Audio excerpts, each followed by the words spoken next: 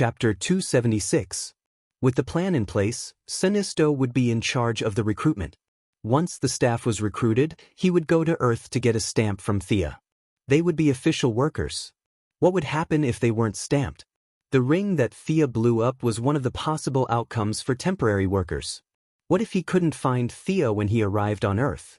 Just wait. Would Moira be scared of all kinds of strange aliens coming to Star City every day? The answer was yes. Without a doubt, the location would be in Seaside City. Presumably, the residents of Seaside City wouldn't mind setting up an office of the Yellow Lantern Corps next to the Green Lantern Corps' office on Earth. The huge Green Lantern Corps could also help the weak Yellow Lantern Corps. The two corps might even defend the peace of the universe together in the future. In short, Thea and Sinisto's first cooperation wasn't a pleasant one. However, both of them restrained themselves and didn't fight, which disappointed the sinister little blue men who were prepared to watch a good show. Sinisto made an excuse that he was severely mentally injured and flew away. He didn't mention anything about the parallax demon. Anyway, Thea would be there to deal with it. It would be better if he died. Thea couldn't be as detached as him. Although there were many hidden strong people on Earth, she was still a little worried.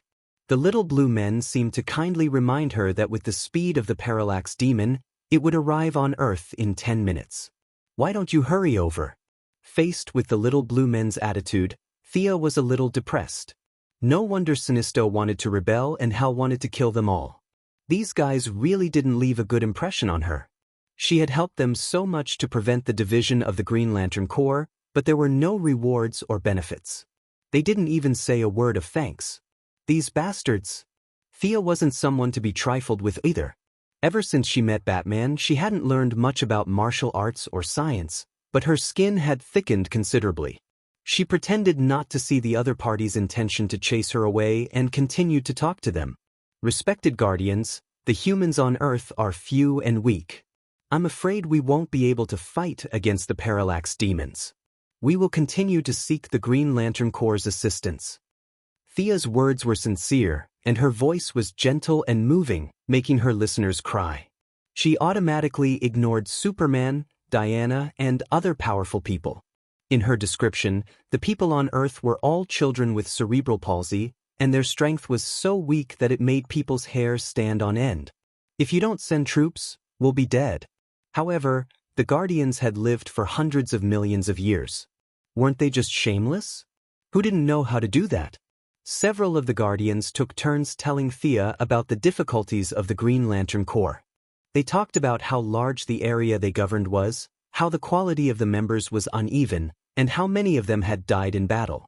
They made it sound as if 100 Green Lanterns were dying every second.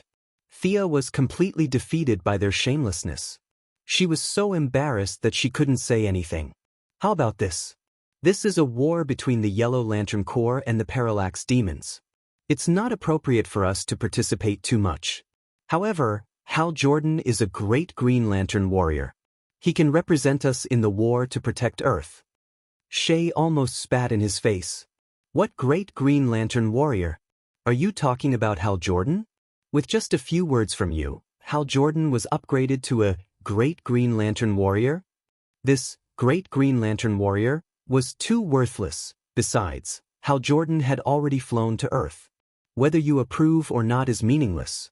Thea finally experienced the highest level of shamelessness. She was deeply impressed. She could only speechlessly say goodbye to the Guardians. Wearing the Yellow Lantern ring felt completely different from wearing the previous temporary Green Lantern ring. Although more than half of its functions were missing, the power of the first ring was far greater than the subsequent rings, not to mention the temporary Yellow Lantern ring that was just a replica. A lot of knowledge about space flashed through her mind. The teleportation of the Yellow Lantern ring was different from magical teleportation. Its theory was completely on the physical level. It was very similar to the theory of the Einstein-Rosen bridge on Earth. It used the gravitational field equation to connect 2 points to create a wormhole. What a magical theory! Thea waved at the Guardians and stepped forward into the wormhole. They passed by 15 planets in a row. Some of them were desolate, and some of them were filled with all kinds of strange creatures. Some of them were worshipping Sia, who had appeared out of thin air, and many of them were attacking her with all kinds of weapons. Thea didn't waste any time and continued to teleport. It took her a lot of effort to master how to use the wormhole.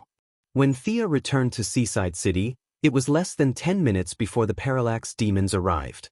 With the eye of Horus, she saw Green Lantern Hal Jordan evacuating the crowd. Beside him should be his girlfriend, Carol Ferris. The two of them were constantly persuading the nearby residents to evacuate. Unfortunately, most of the residents sneered at him when he said that there would be a big monster descending from the sky in 10 minutes. This guy is really inexperienced. How many people can you persuade with such empty words? A city with a population of 7 million. It would take at least 3 to 5 years to persuade them one by one. Thea took out her phone and dialed the emergency number of the Heaven's Eye Society. "What's the matter?" Amanda's voice came from the phone. Thea was a little relieved. This black-hearted, iron-blooded woman was very reliable in this emergency.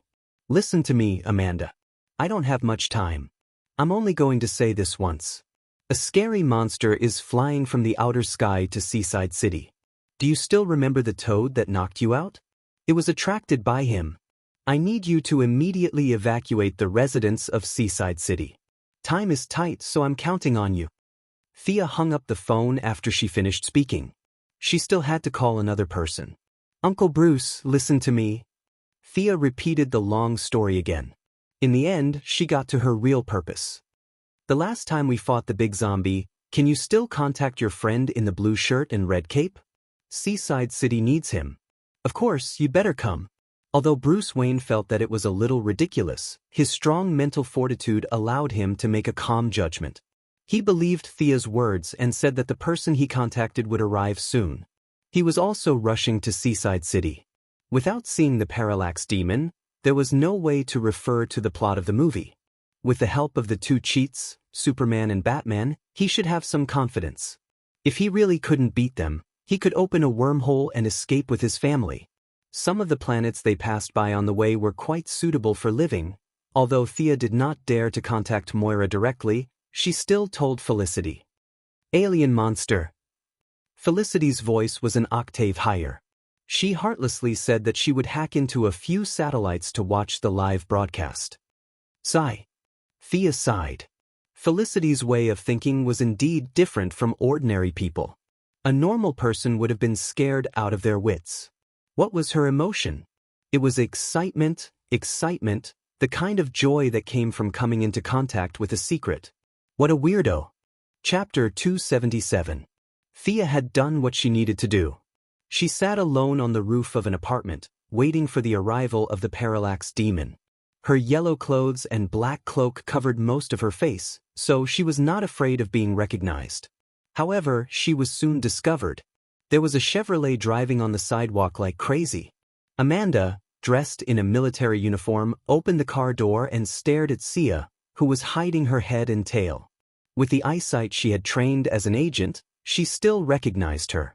She climbed up to the roof and asked, "Why are you dressed like this? Is what you said true?" Amanda often dealt with Batman, so she knew that this group of heroes liked this style. They all covered their faces tightly, afraid that their true identity would be discovered. But you, Thea, are too good at creating news. A few days ago, you wanted to push down the temple. Now that the big alien monster is here, why can't you be more honest? Look at how good your brother Oliver is. He can solve all problems with a gun. Thea could only briefly explain to her again. There was no need to mention the yellow energy to her. Thea said that the monster that was coming was attracted by their research on the alien's corpse. Believe it or not, when the monster comes, all the victims will be killed by their own hands. Amanda was a little dizzy. She was indeed a little guilty.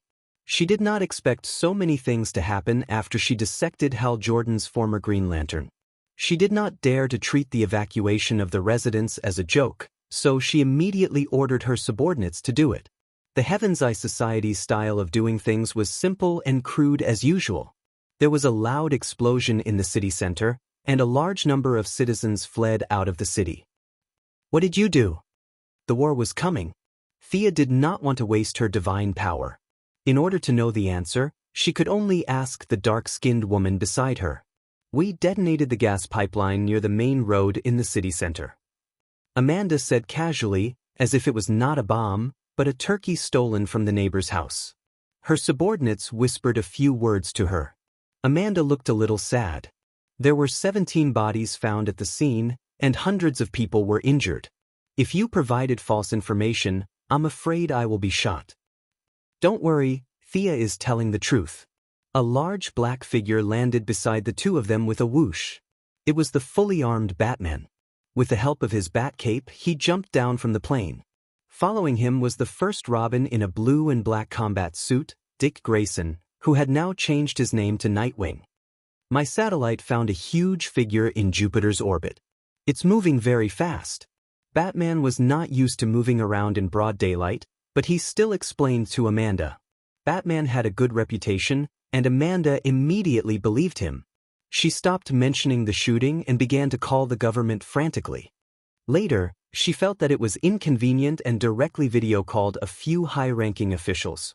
Thea greeted Dick Grantham, who had now changed his name to Nightwing. After Nightwing left Batman's wing, he looked a lot more confident than before. However, the 2 iron rods he was carrying were a little out of place. Speaking of which, do you really know what a disparity demon is? These 2 iron rods looked mighty, but could they really break the hair of the loggerhead demon? Thea was deeply skeptical. What's that thing coming? Batman asked. From the satellite image, the size of the monster was far larger than he had initially expected, but he still came without hesitation. Nightwing, who had received the news, also came. The 2 of them could be said to have come with the belief that they would die for this matter that had nothing to do with them. Thea had always admired these kind of ordinary heroes, such as the Green Arrow and Batman, who had no superpowers but had the courage to jump out. These were the real heroes. Those who had a lot of superpowers, including herself, were at most in the category of people with great power and great responsibility. They were not heroes. She roughly told Batman and Nightwing what she knew. Fear? I know. Batman immediately thought of the past. The corner of his mouth twitched, but he quickly suppressed the agitation in his heart with his willpower. Thea paid attention to this scene and felt that it was a pity. Batman's willpower was not inferior to Sinisto's. It was a pity that she did not have the ability to create a yellow light ring, and even if she did, he would not accept it. Where's your friend in the red cape? He should be nearby. He doesn't want to be seen by too many people. He can hear our conversation. Hearing that Superman was coming, Thea finally felt a little more confident. Although Superman's magic resistance was often criticized, his courage was also worthy of recognition. His low magic resistance was weak compared to his invincible body of steel. This most powerful superhero in history had endless potential. The Parallax Demon should be able to defeat him. Hey, you're back on Earth? Is that Batman beside you? Do you know each other? The few of them were wearing all kinds of tights in broad daylight. It was hard not to be seen standing on the roof of someone's house. Although Hal Jordan was a little curious about her yellow clothes, he still recognized Thea and flew up with his girlfriend. Who is this guy? Batman and Nightwing asked at the same time. Hal Jordan's blabbering made them a little annoyed. Thea could only introduce their code names to each other. For some reason, Hal Jordan also introduced his girlfriend to them. Other than Thea, who glanced at the future purple light holder, Batman and the others acted as if they did not see this big living person. Batman, who was already dressed in black, now had his face exposed. You mean this Green Lantern's previous holder landing on Earth is the cause of all the subsequent events? Hal Jordan nodded honestly. Then he realized that Batman was completely ignoring him. Will Sinisto come? What about the rest of the Green Lantern Corps? Hal Jordan continued to interrogate without noticing. What could Thea say? Sinisto could not wait for Earth to explode into cosmic dust. It would be even better if he could kill Thea while he was at it. As for those old farts, Thea felt that they knew Earth's heritage and would not be willing to send the Green Lantern Corps as cannon fodder. Thea shook her head and did not answer Hal Jordan's question. She sat alone to adjust her state and prepared to absorb the Disparity Demon's energy. That's right. As the Parallax Demon got closer to Earth, she could feel the eagerness of the Parallax Book and the yellow light ring. The book seemed to have some new functions that the Guardians did not know about after absorbing the Parallax Demon. The panicked residents of Seaside City were also constantly providing her with the yellow light ring's energy. Fear, fear of the unknown, and fear of the future filled the hearts of these people.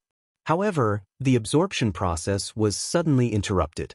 An even stronger suction force descended from the sky and swept away the fear in Seaside City. The enemy is here. Thea quickly stood up and looked at the distant sky. Chapter 278. The fear entity that represented the emotions of all intelligent creatures fell from the sky. It's on West Street. Let's go there immediately. Thea did not wait for them to respond and took the lead to fly there. Batman and Nightwing, the two brave guys, also ran 2 steps and caught up with the gliding function of their cloaks. Carol, run out of the city first. Don't hesitate. Hal Jordan ordered his girlfriend to run quickly. At the same time, he also rushed to the battlefield. Thea's speed was now the fastest among them. She was the first to see the Parallax Demon. She had to admit that this guy was really conceptualized. The combination of the fear power of the Parallax Demon and the special life form of the Fallen Guardian created a behemoth. It occupied the volume of an entire street. Its body was surrounded by yellow and black smoke, and the smoke constantly turned into tentacles to absorb the souls of the citizens who had not yet escaped the scene. I am the holder of the yellow light ring, the Fallen Guardian. I order you with the authority of the Book of Inspection, obey me. Thea now deeply understood the extraordinary power of the mouth game. It was really cool to talk before the fight, especially when the opponent was in her jurisdiction. Thea, who was holding the yellow light ring and holding the Book of Inspection, immediately attracted the attention of the Parallax Demon. A huge head poked out of the smoke. It looked a bit like a little blue man, but it was distorted and magnified thousands of times. The giant head was a little panicked at first, but when he looked at Thea's ring with the rich knowledge of the Guardians, he guessed most of it and laughed. Those guys separated the rings? A bunch of idiots who can't see the power. I'll kill you first and get the yellow light ring, then I'll go to Yura to find my old friends. The Parallax Demon said and opened his mouth. A yellow beam of light with a diameter of more than 10 meters shot out. Thea immediately flew to avoid it. The beam of light hit the ground and created a large pit with a radius of more than 10 meters. What a pity! Thea could not help but sigh. If this guy had possessed any random alien, he would have been fooled by Thea. Unfortunately, he had possessed the Guardian race that had lived for hundreds of millions of years.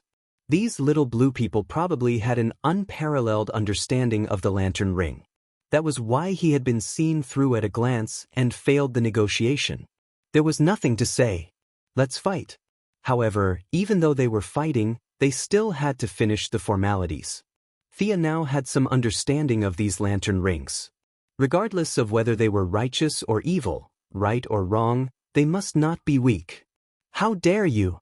How dare you offend me? Thea shouted. Regardless of whether others believed it or not, she believed it herself. A giant made of yellow light appeared. The giant was wearing Ares's armor, but it looked exactly like her. It held a spear in its hand and roared indomitably. This was the first yellow light ring, although more than half of it had been taken by Sinisto. Sinisto, you were the one who took half of it. However, the remaining energy was far more than an ordinary lantern ring, not to mention the ridiculous temporary lantern ring. If the temporary lantern ring's conversion rate was set at 50 times, then the official lantern ring's conversion rate would be 100 times. The yellow lantern ring that Thea had obtained had a conversion rate of about 150 times. A large amount of controlled fear was converted into energy, and the giant that appeared grew to a height of 100 meters. The pale yellow giant exuded a shocking aura, and the fear of the surrounding citizens was inevitably absorbed by it. 2 vortexes formed on the battlefield. The Parallax Demon won because of its large size, while Thea won because of her tenacious will. Both of them were frantically absorbing the fear energy around them to prepare for the upcoming battle. Is this guy an alien? Can he be attacked by physical attacks? The first to arrive at Thea's side was the guy in blue clothes and red cloak. Superman was called over in a hurry. He had heard Thea's conversation with Batman and Nightwing, but he was still a little surprised to see such a smoke-like monster with his own eyes. He was not sure if his attack could hurt it. Don't attack the smoke, it has a physical body. Thea and Superman did not know each other, but it was not like they did not know each other. She said softly and rushed forward with her spear. F***ck, she's even fiercer than me. Superman naturally knew Thea. Last time, he mistakenly thought that Thea was his cousin. Later, he found out that it was a misunderstanding. Now that she was leading the charge, he believed that other than kryptonite, there was nothing in the universe that could hurt his body of steel. He was not afraid at all. Superman's speed was really fast. Even though Thea took the lead, the two of them still rushed to the front of the parallax demon together. Die. This was the downside of the emotion spectrum. When emotions were magnified 100 times, it was too easy to become emotional. Sia couldn't control her desire to shout out loud. She aimed at the parallax demon's big face and stabbed it.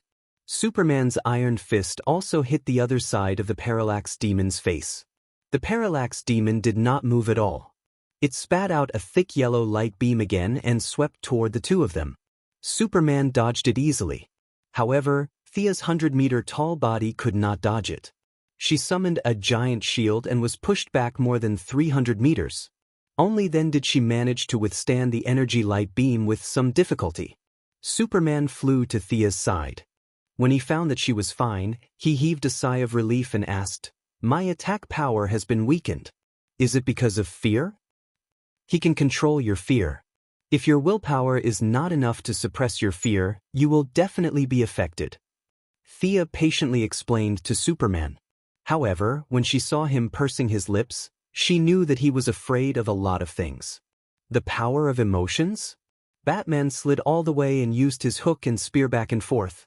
He finally made it to the battle. When he saw the big monster covered in smoke, he knew that he could not use his martial arts. When he heard Thea's words, he lowered his head and began to think of a solution. Thea still had high hopes for Batman. Nightwing, who followed closely behind him, felt his legs go soft. This was not because he was afraid of heights. It was because he was affected by the parallax demon's aura of fear. Superman was also a little affected. However, it was unknown whether he was forcing it or he was really not afraid. He acted as if nothing had happened. However, those who were familiar with microexpressions could see that he was very nervous. Batman, on the other hand, acted as if nothing had happened. Batman began to operate the microcomputer on his arm. The invisible bat fighter in the sky revealed itself. Bang! Bang! The fighter fired a lot of colorless smoke bombs at the ground. This is the antidote I got from the Scarecrow. It can release a kind of pheromone that makes creatures happy.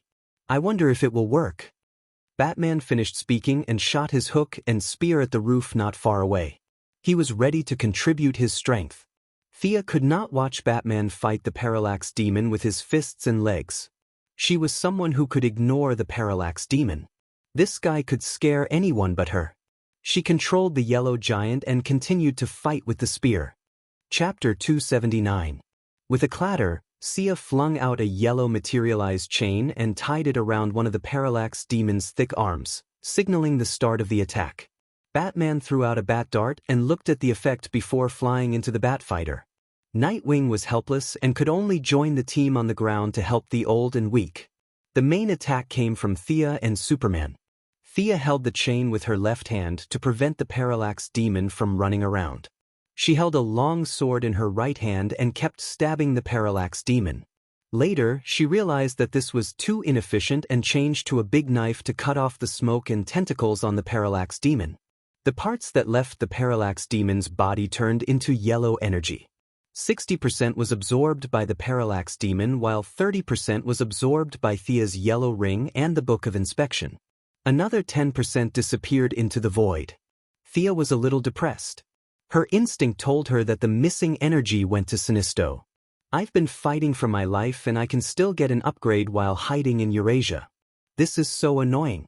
The consequence of being annoyed was to kill even more. She could at least get 30%.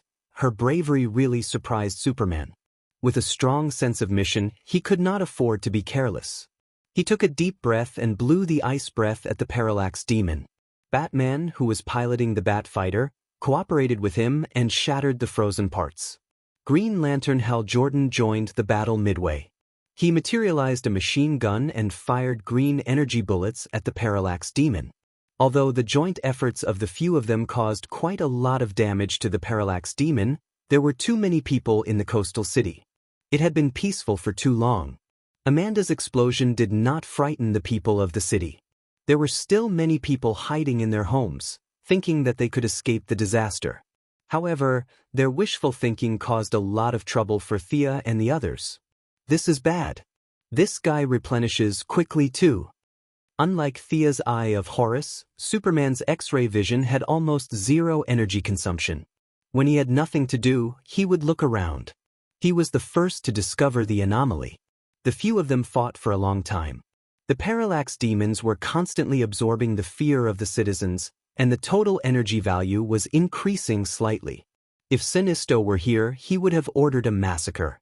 Unfortunately, these people were heroes of justice. Even if the sun rose from the west, they would not do such a thing. Can you release some stun weapons to stun everyone? The parallax demon was fully focused on absorbing the fear and did not pursue them. This attack was in vain, so they retreated to discuss countermeasures. Thea saw the helplessness of the heroes of justice and gave them an idea. Good idea.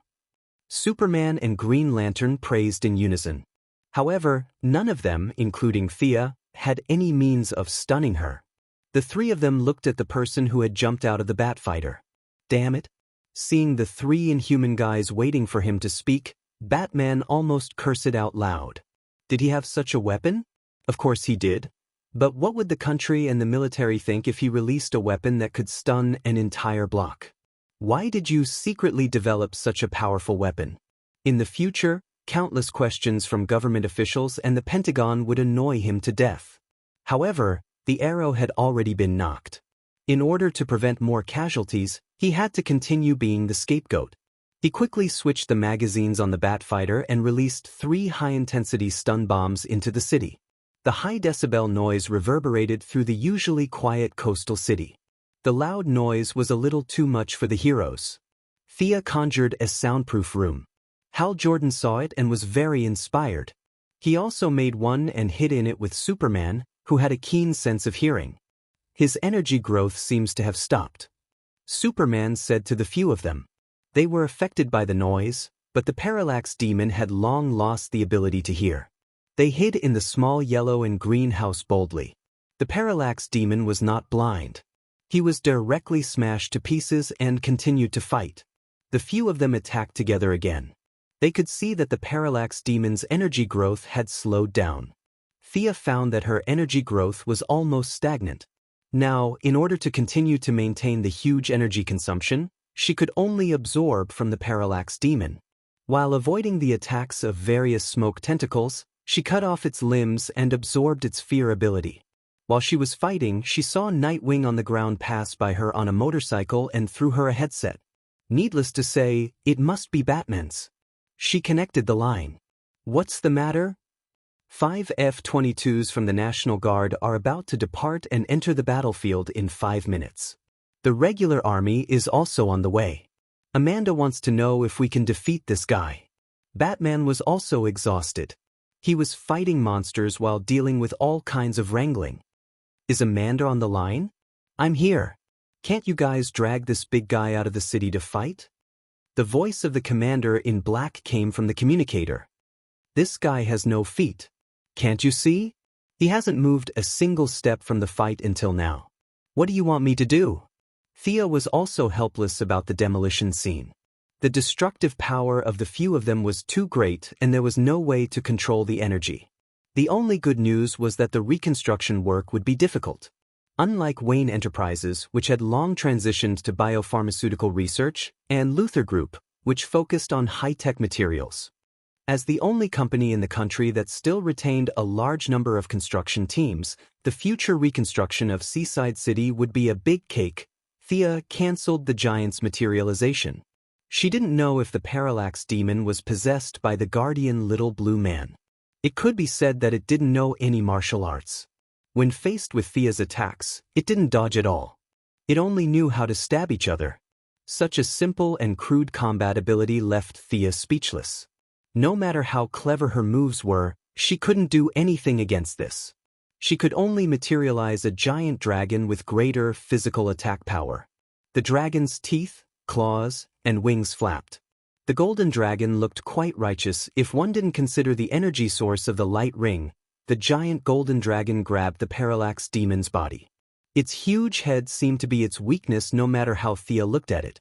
Without caring about the energy consumption, the dragon's claws dug into the parallax demon's body and pulled out the parallax demon's head with all its might. The heroes weren't stupid. They aimed at the parallax demon's head with all their might. Thea's giant dragon was blocking Superman's angle of attack, so he could only sweep it with his heat ray. Batman's fighter also activated all its weapon systems and launched a barrage of frost bombs and incendiary bombs. However, the combined attack power of the two of them was not as powerful as Hal Jordan's. Every time the green energy bomb that represented courage hit the parallax demon's body, the energy in the parallax demon's body could be seen rolling violently. Green Lantern, don't stop. Your attacks are the most effective against him. Thea encouraged Hal Jordan loudly. After accidentally taking a green stray bullet, she also experienced the damage caused by the Green Lantern and the Yellow Lantern's attributes. Hal Jordan, who was already crazy to begin with, was like a runaway horse. He started shooting even more recklessly. Chapter 280. However, 3 seconds later, Thea was infuriated by Hal Jordan's idiotic behavior. The parallax demon seemed to be dissatisfied with Thea's materialized dragon lying on its face. It opened its mouth wide and a yellow energy beam was rapidly brewing. Thea quickly controlled the dragon to avoid the front. Unexpectedly, the parallax demon's lips curled into a sinister smile. 2 giant hands reached out from the smoke, grabbed the dragon and threw it at Hal Jordan, who was happily firing at it. This idiot did not even notice who was coming. A fierce rain of bullets directly thinned Thea's energy shield by a layer. Idiot! Do you have eyes? Thea was trembling with anger. Hal Jordan also knew that he was too happy and quickly apologized to her. Thea needed to recover the energy that was depleted by her own people. This frontline shield task was handed over to Superman. Even though the closer he was to the parallax demon, the stronger his fear was, Superman still charged forward without hesitation. No, Superman's energy consumption is too great. Amanda, can you transport the Scarecrow to the front line? The safety of Earth requires his expertise. Thea looked at Superman and realized that he was mostly using his steel body to tank the damage. His expression was getting worse and worse. He could only contact the people outside to see if they could remove this unfavorable aura. I'll do it right away. Time passed quickly. Amanda brought the Scarecrow, who was supposed to contribute to the safety of Earth, to the scene. It had to be said that Gotham was full of talents. This professional collected some air at the scene and drew some blood that was infected with fear from the 2 agents who were known as the most stubborn of the Heaven's Eye Society, who had guns pointed at his head. After that, the Scarecrow excitedly took out a bottle of blue liquid that looked more like a potion than a syringe and handed it to Amanda. Only 1 bottle? Thea asked Amanda, who was also a little weak in the knees but was still holding on. The material is very precious. It involves extraterrestrial material. There was no doubt that the syringe was precious. However, who should it be used on? It seemed that the most suitable person was the big guy in the blue tights and red cape in front. Is this drinkable? Amanda rolled her eyes at Thea. It goes into the bloodstream. Why don't you have any common sense? Thea had too much common sense. How could she not know? She also knew that the needles on Earth could not penetrate Superman's body, but she could not tell Amanda that. For a moment, he didn't know how to tell the story. Fortunately, Superman's good friend, Batman, solved her problem for her. I can inject him, but he will be weak for a while after the injection. Oh? Did Batman already have kryptonite at this time? Did Superman give it to him? She really trusted him. I can help him recover his energy. Go ahead, I'll hold off this monster. Thea summoned a golden armor giant to stop the parallax demon. You can restore his energy? Batman dragged his voice as if digesting the information.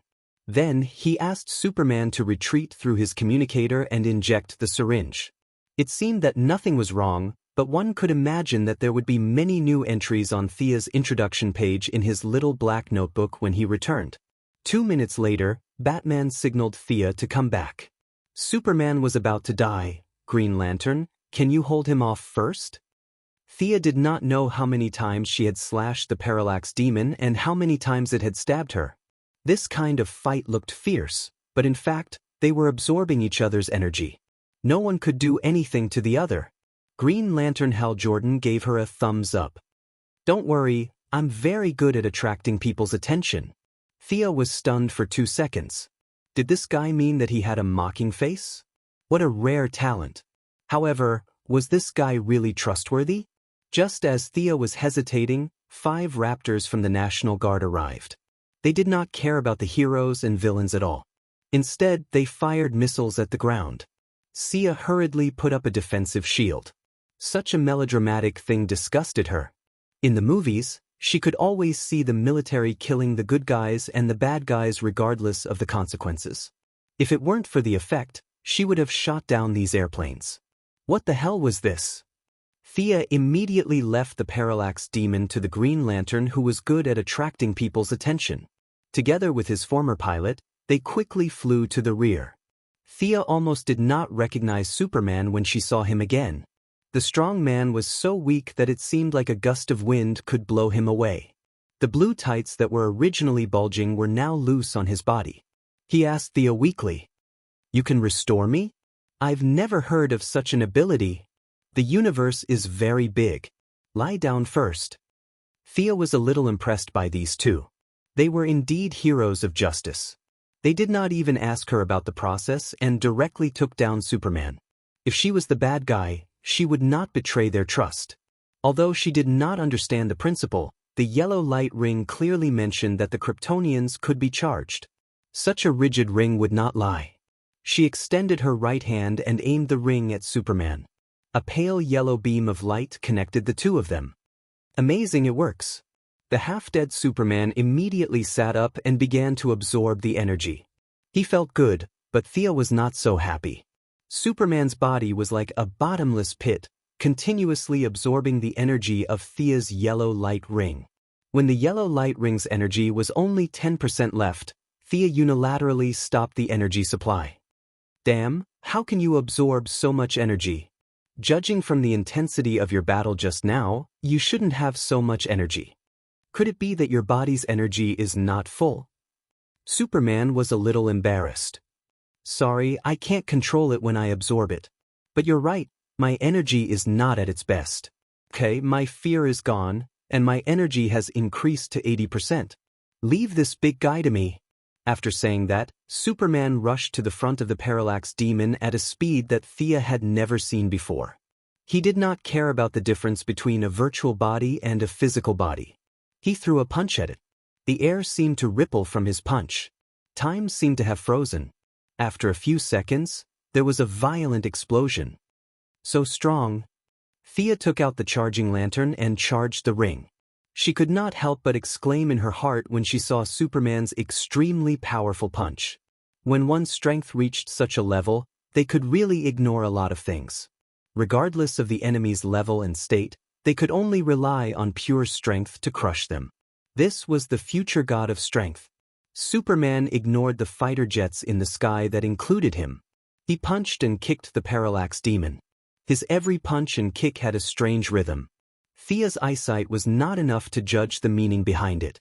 She could only feel that Superman's every attack contained great power. The parallax demon was in the form of smoke. No matter how hard it tried to attack, its attacks could not even tickle the body of steel. It was beaten up badly by Superman. Chapter 281. Thea was studying Superman's attack style, but she found that the other party's fighting style was completely different from her own. There was no way she could use it as a reference. She sighed and prepared to wait for the parallax demon to die before absorbing its origin power to deepen the foundation of her ring and the new function of the Book of Inspection. However, this inadvertent glance made her discover the parallax demon's abnormality. What's wrong? Batman asked. This guy's power is slowly increasing again. Thea was a little in disbelief. She took a closer look before she said to Batman, could it be that the citizens are providing him with that fear? Amanda kept looking around as if a monster would jump out of the quiet houses around her. Thea did not answer. Logically speaking, she did not see the parallax demon's intention to absorb fear. However, his continuous increase in power was not fake. From being beaten up by Superman one-sidedly, he now had some ability to fight back. There was even one time when Superman was almost surrounded by smoke. Fortunately, he reacted in time and suddenly exerted his strength to squeeze out of the gap in the smoke. The parallax demon seemed to have no good way to deal with this guy with copper skin and iron bones. His energy attacks were all neutralized by Superman's heat rays. However, the Guardian's knowledge was too little related to combat. He now had a huge amount of energy, but he could not hit Superman. This made him a little annoyed. He accelerated the speed at which he destroyed the surrounding buildings, trying to create an open space to crush Superman with his body size. Where did this guy get his energy from? Thea opened the Eye of Horus and observed carefully. She could see that Superman's power was beginning to decrease, but the parallax demon's power was not depleted. How was this possible? It's the satellite. All the satellites in the world are gathered here. Won't the people around the world be affected by the TV broadcast? Batman suddenly said, which made Thea suddenly realize. That's right. This bunch of news media is just here to watch the show. They are constantly providing new fears to the parallax demon. Amanda, contact the government and stop all broadcasts. Thea made a prompt decision. Regardless of whether it was true or not, she had to stop the satellite broadcast. Do you think I'm putting on a monkey show? I don't have the habit of performing in public. Amanda also realized the seriousness of the situation. She made calls like crazy, but in less than 3 minutes, she said in frustration, no, many media outlets are not controlled by the government. The financial groups behind them don't buy it. Thea nodded. She could already imagine the scene of those fat tycoons refusing Amanda with cigars in their mouths. It was a typical example of them not caring about anything. Since you guys lack the spirit of a national chess game, then don't blame me. She pulled Amanda aside and asked in a low voice, can we use hackers to hack those satellites? Amanda, who was used to being lawless, was frightened by her. She whispered, that's thousands of satellites around the world. Thea glanced at her and contacted her number 1 henchman. You want to hack all the satellites around the world? Felicity had always been extraordinarily bold. Now, she was also shocked by Sia's shocking move. She thought for a moment about the feasibility of this major event. But our computers are not good enough. I still need some helpers. Let me borrow Wayne Group's supercomputer. I'll find you some helpers. Thea ignored the fact that Batman was listening in on the side. She blatantly ordered Felicity to hack Wayne Group. As for the helpers, it might be difficult for others, but it was not difficult for Thea who knew the plot. Can you release Felicity's father, the world's top hacker, Noah Smoker, to help her? Thea turned to Amanda and asked. You've investigated him. Okay, I'll ask him and a few other hackers to help. Remember, this has nothing to do with the Heaven's Eye Society. It's a group of hackers spontaneously formed. Amanda lied, but she did not believe it herself. It was impossible for father and daughter to meet. One was still in prison, and the other was in Star City. Sia had no way of knowing if the father and daughter could sense that the other party was someone they were familiar with through their cooperation. However, the satellite signal on the screen was decreasing rapidly. The speed of the parallax demon's energy recovery was slowing down. It's working. Continue. She was the only one who could see the specific energy fluctuations. She controlled the others to continue hacking until all the satellites were hacked. However, when there were more than 20 signals left on the screen, Felicity's bitter voice came. Some countries have internal control over their satellites. The network can't be connected. Needless to say, these were the satellites of those indescribable countries. What should they do? A serious problem was placed in front of them. It was not impossible to discuss it with them. They were very reasonable people. However, by the time they finished the meeting, The parallax demon would have to settle down on Earth. I heard that Wayne Group's Watchtower space base has some special shielding function? Thea looked at Batman with a serious expression. Batman almost bit his tongue. Destroying the temple, throwing bombs into the crowd, using a supercomputer to hack the world's satellites, and now you want to use my watchtower to cause trouble? Batman shook his head like a rattledrum. Absolutely not. He did not want to go all the way down the path of anti-humanity. Facing Batman, who vowed to die, only he knew the control password. If he did not agree, Thea would have to think of another way. What should I do? Thea hugged her elbows and kept thinking about her several methods. How about this? She felt the magic in her body. It did not conflict with the yellow light ring. It's pitch black here. You won't be able to see anything, right? In the face of a pitch black night, ordinary people would not have any fear. Telling Batman not to fall, Thea brazenly activated her chosen one ability, Eternal Night. The energy of the yellow light ring seemed to be in good harmony with Thea's magic. It was also triggered by her magic. The overwhelming darkness covered the sky of Seaside City and dozens of miles around it. What is this? Everyone was affected. Thea did not have time to care about them. She first looked at Superman. She had to admit that Superman was really strong. Even Ares's talent was weakened by more than 10%, but it definitely had less than 10% effect on him. Perhaps because the parallax demon was possessed by a male guardian, it was also magically classified as a male and also suffered less than 10% reduction. Just when Thea thought that the battle would end with Superman's absolute advantage, her mental power sensed danger in the front right. She saw a smaller parallax demon emerge from the ground. Yellow light ring bearer, your time is up. The dazzling yellow light beam shot straight at Thea. Clang! Just as Thea was about to summon a shield to block the attack, a nimble figure landed in front of her. The person had a shield on his back and a sword on his back.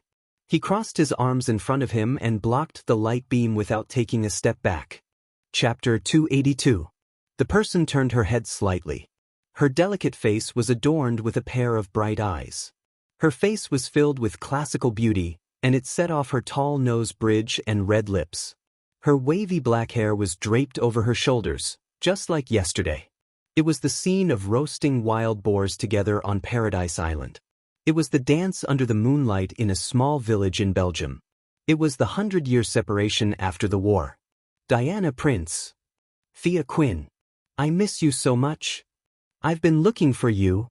Before they could finish their words, they were replaced by a passionate kiss. This kiss contained all kinds of emotions. There was the sorrow of parting, the joy of meeting again, and most of all, the eternal love between them. Batman, who was working on some equipment at the side, was really shocked this time. Even if Mount Tai collapsed in front of him, his expression would not change.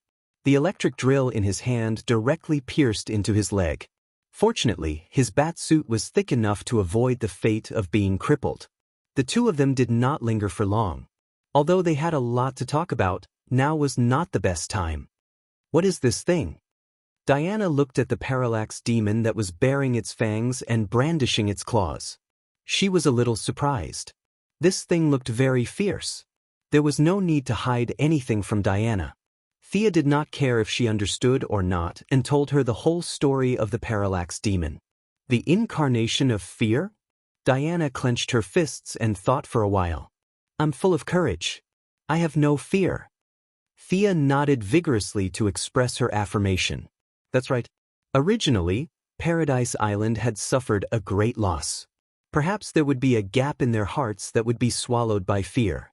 But now, the people of Paradise Island were alive and kicking. No one would harm them. They could still live for 5,000 years. Diana was almost fearless. But who is that big guy? Is there someone so powerful on Earth? The big guy that Diana was referring to was Clark Kent. The parallax demon was very cunning. He took advantage of their lax state of mind. Not only did he ambush Thea, he also attacked the few fighter jets.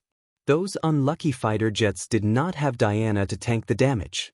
Apart from one fighter jet that reacted slightly faster and was hit in the wing, the pilot successfully parachuted out. The rest of the pilots could be reported as having died for their country. Thea remembered that Superman and Diana were still a little flirtatious in the original timeline. She decided to nip the bud in the bud. In order to prevent Superman's super hearing, she set up a soundproof barrier. She bit Diana's ear and said, "That guy is an alien." Diana, who had a good impression of Superman's bravery, instantly had her impression of him drop by 20%. Her mission was to protect Earth, and she had killed many aliens over the years. Her impression of aliens was almost negative. Although Superman seemed to be a good alien, the thought of befriending him after the war faded. After taking a few glances at the battle, he realized that although Superman had the upper hand in the battle, the Parallax Demon was very cunning. It repeatedly used fainted citizens as cover, making Superman hesitate and not dare to attack with full force. "I'll go help him." After Diana finished speaking, she pulled out a sword that was very similar to the Godslayer and rushed forward with her shield.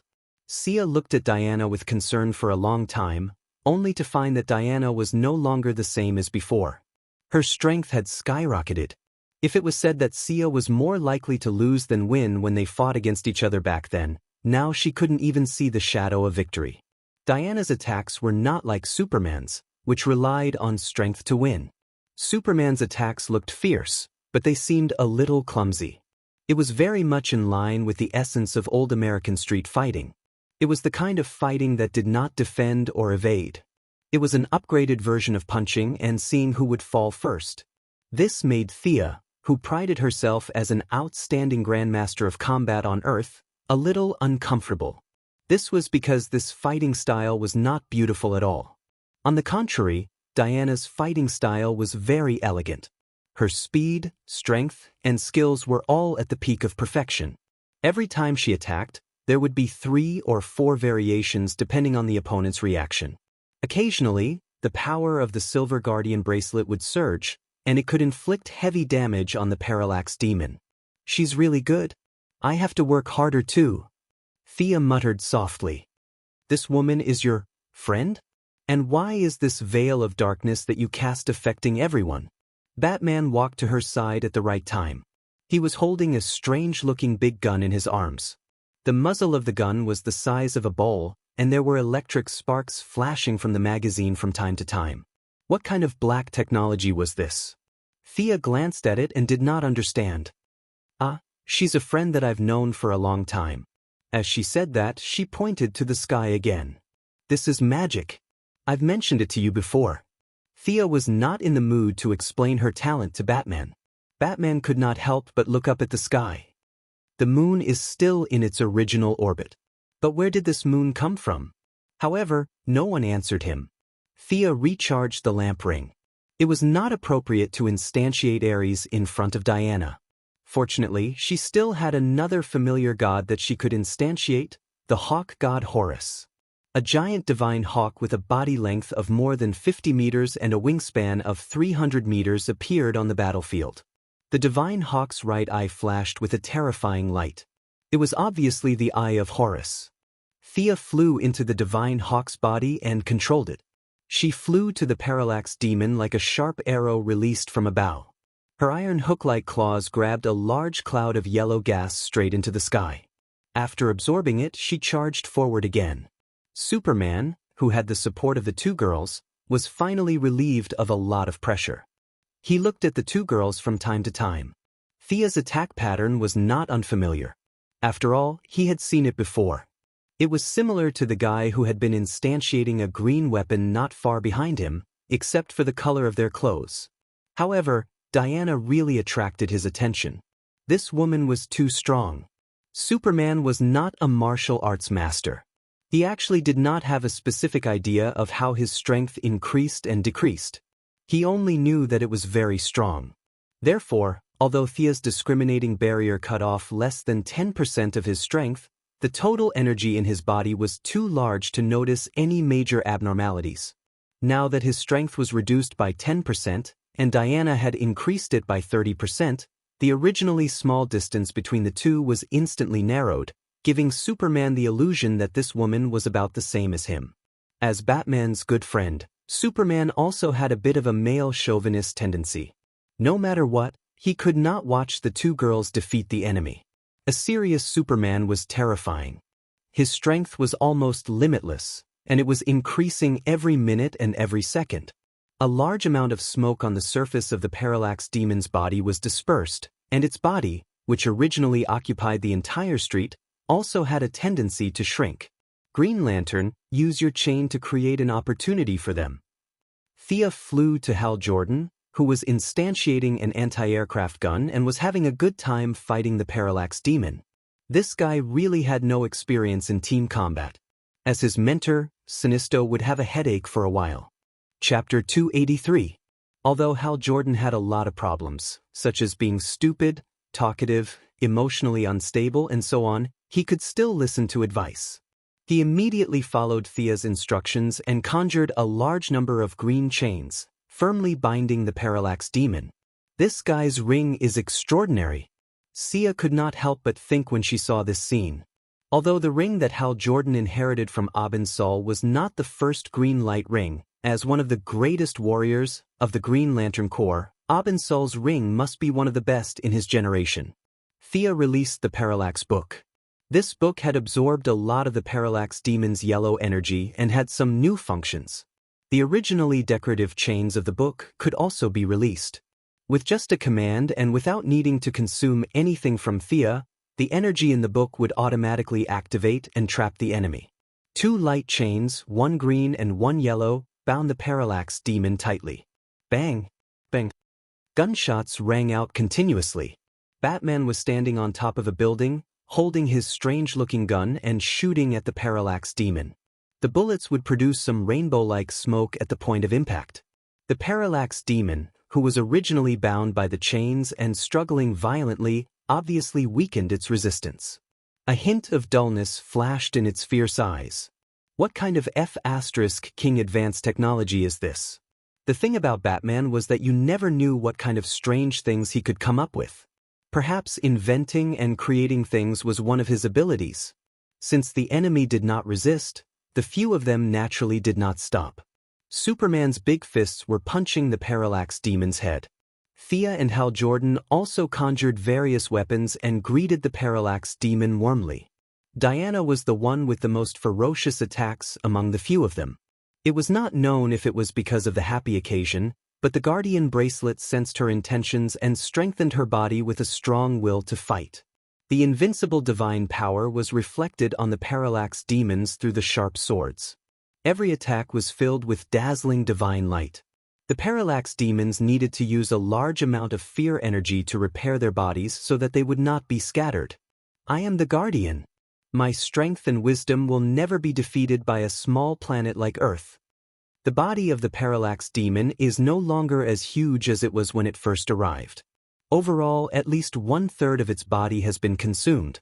Thea's yellow light ring has absorbed a lot of its essence, but she knows that the real test is coming. The Green Lantern Corps has produced countless powerful warriors throughout its history. In my long life, I've seen countless geniuses. Let them play with you. The Parallax Demon took a deep breath. His gigantic body was completely rooted to the ground. As he accumulated power, the entire American continent could feel the tremors. The Inspector Fiend completely gave up on defense and allowed them to attack. One of his eyes had been blinded by Superman. It was unknown what energy Superman had attached to his attack, but no matter how much terror energy he used, it showed no signs of recovery. Ha!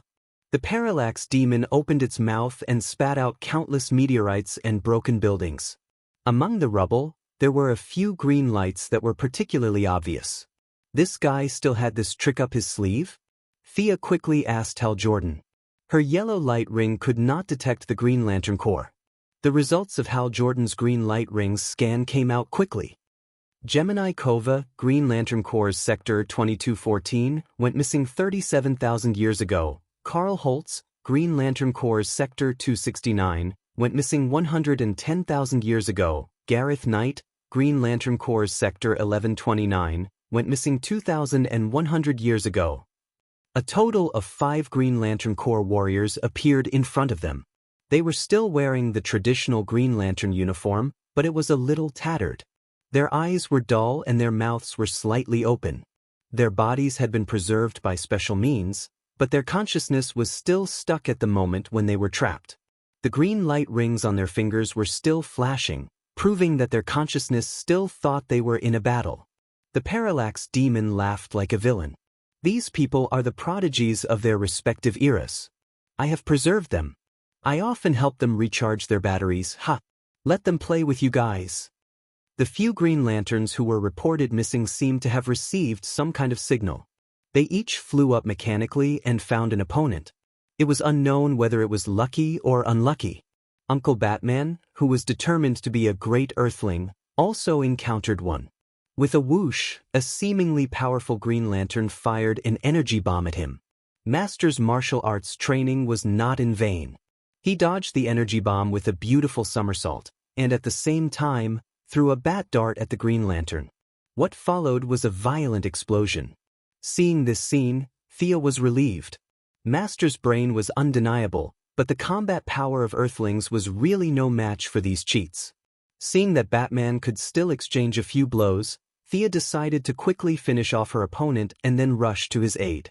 However, Batman was reassuring, but the one who was worried was another person. Ah! With a loud shout, Thea quickly tied up her opponent with a chain and turned to look at the sky. What she saw almost made her eyes pop out. Superman was pierced through by his opponent with a big green sword and fell to the ground, almost unconscious. Damn! Imitating the wavelength of kryptonite? Sure enough, he was an experienced warrior. This was not something a rookie like Hal Jordan could compare to. Superman's opponent was about to hit him again and completely kill this son of kryptonite. Although Superman had the talent of reviving after death, Thea could not watch him die in the hands of a nameless person who had been missing for many years. At the same time, she controlled the parallax book to control the opponent in front of her. She quickly blocked the opponent's fierce attack. Thea wanted to fight two people at once. The opponent's attack speed was extremely fast.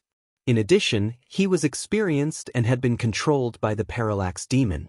The suppression of the yellow light ring on the green light ring was non-existent. Thea also had to pay attention to the opponent controlled by the parallax book. It was extremely difficult for her to fight. As for Superman who fell to the ground, she could not care about him. Presumably, he would not fall to his death. Thea glanced at the ground. Just as Superman was about to make intimate contact with the ground, a figure flew by and caught the falling Superman. A little girl?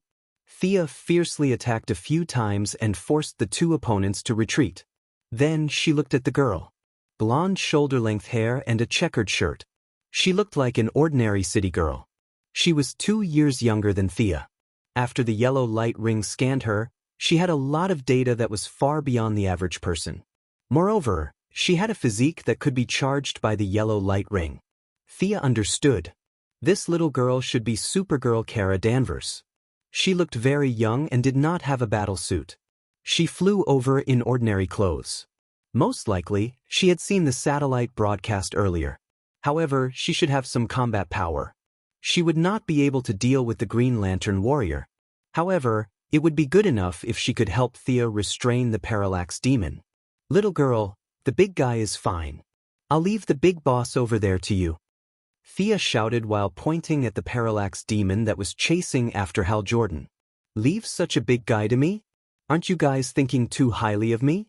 Kara Danvers opened her mouth slightly. She looked at the opponent that Thea had chosen for her in a daze.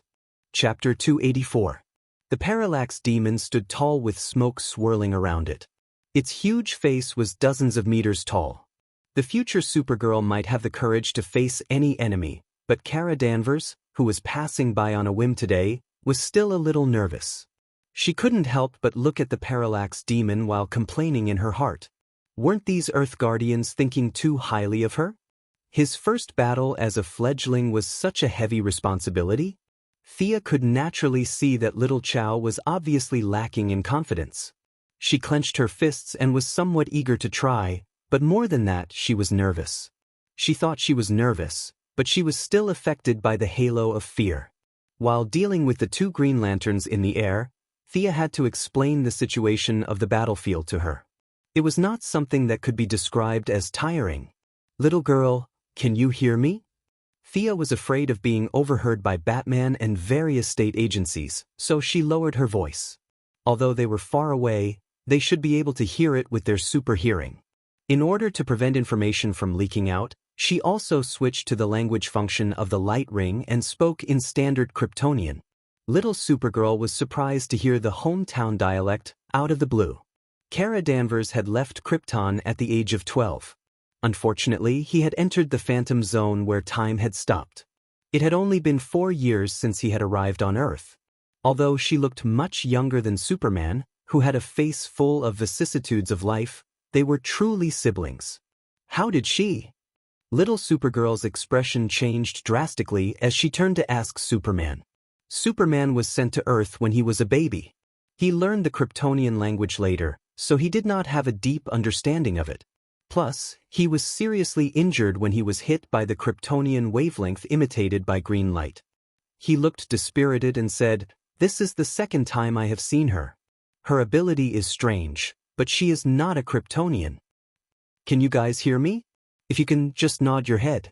Thea's light ring was more powerful than the 2 green lights, and with some magic support, she had the upper hand.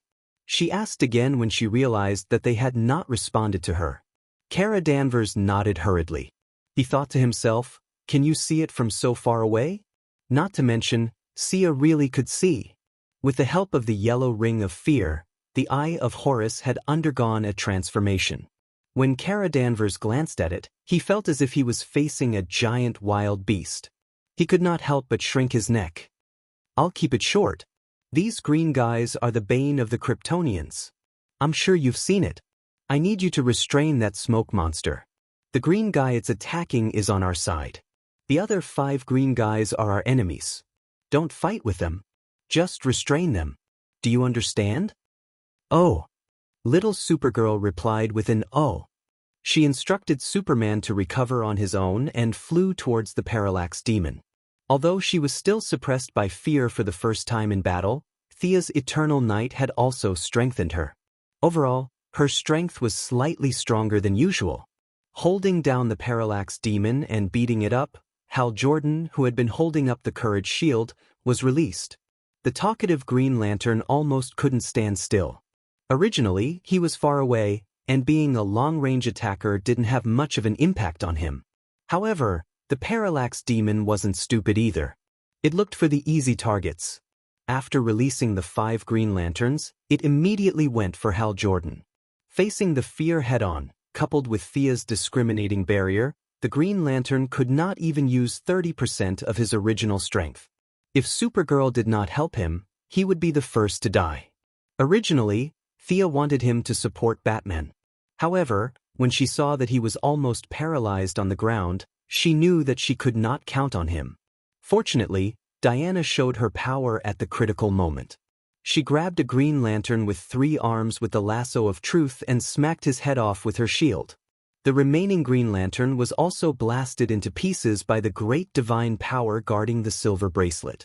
The so-called strongest warriors of the 2 Guardians were no match for her. It was unknown whether the 2 corpses had already run out of energy. The moment their lives ended, they turned into ashes along with their rings, dissipating on Earth far away from their homeland. She, who had good tactical knowledge, immediately judged that despite the support of the Nightwing, Batman was really struggling to hold on. Although Thea was 1 against 2, she had many tricks up her sleeve. She could definitely win against the 2. She made up her mind to support Batman first. Batman, who had received her support, completely retreated. He was sweating profusely. He was highly focused and almost used up all his tricks.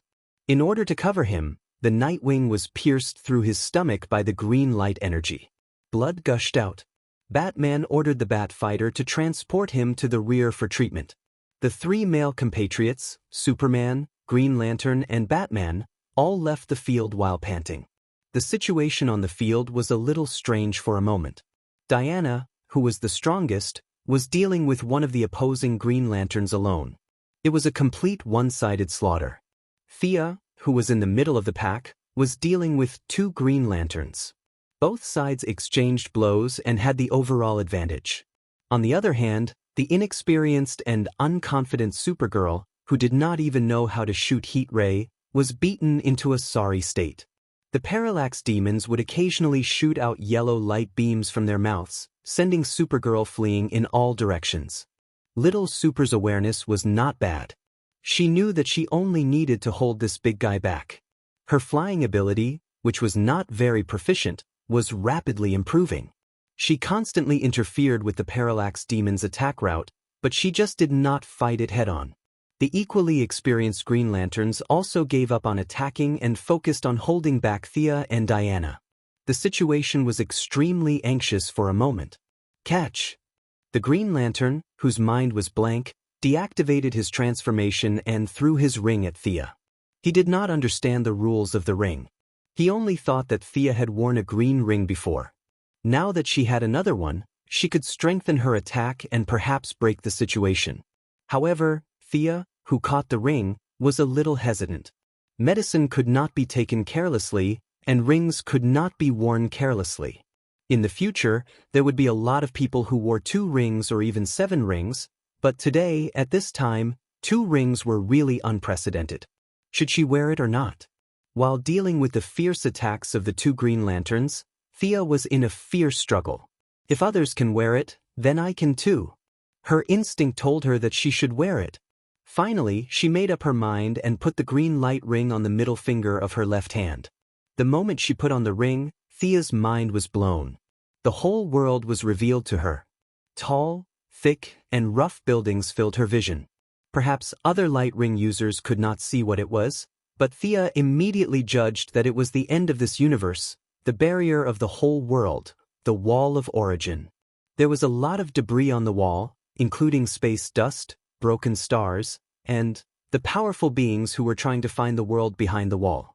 Legend had it that the Yucca Khan, who could destroy the moon with a single glance and destroy an entire civilization with a single glance, was stained on the wall. However, the ring only glanced at it slightly, and it had no intention of revealing all these secrets to Thea. Chapter 285.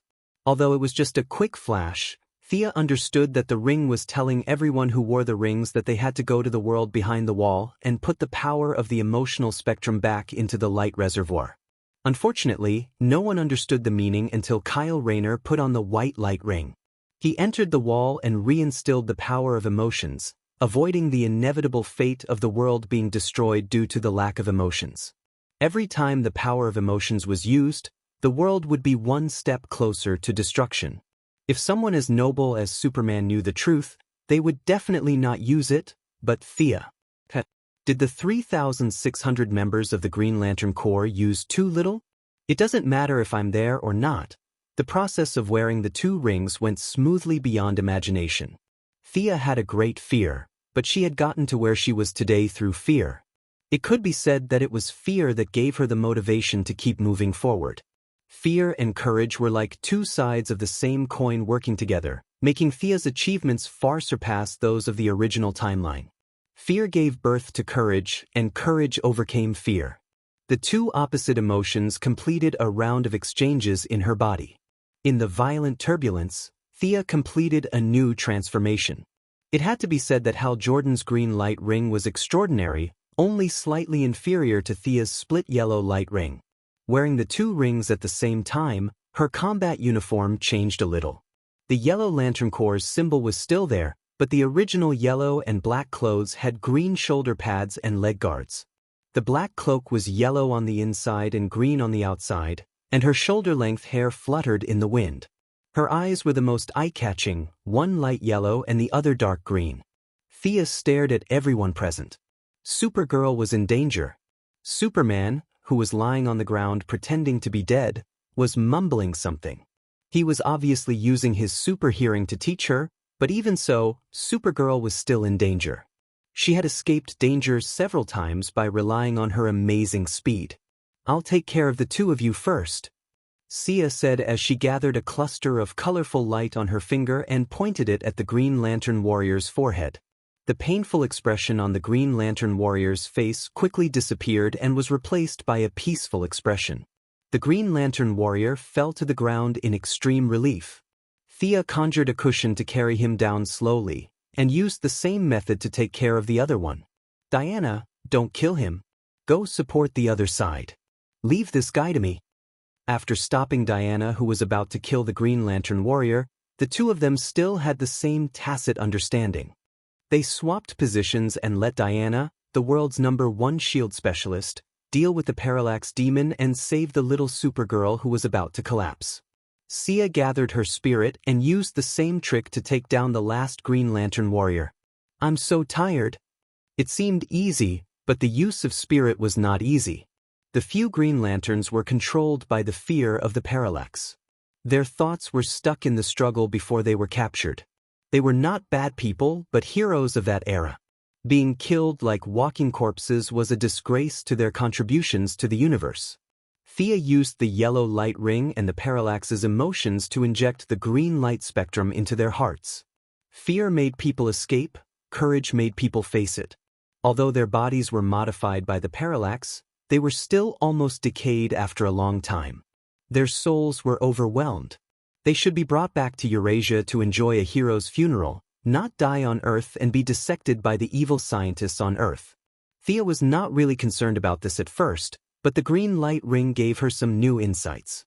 She faced her heart and was ready to face the future upheaval with a more positive attitude. She would stop as many as she could. Thea took off the green light ring and threw it back to Hal Jordan.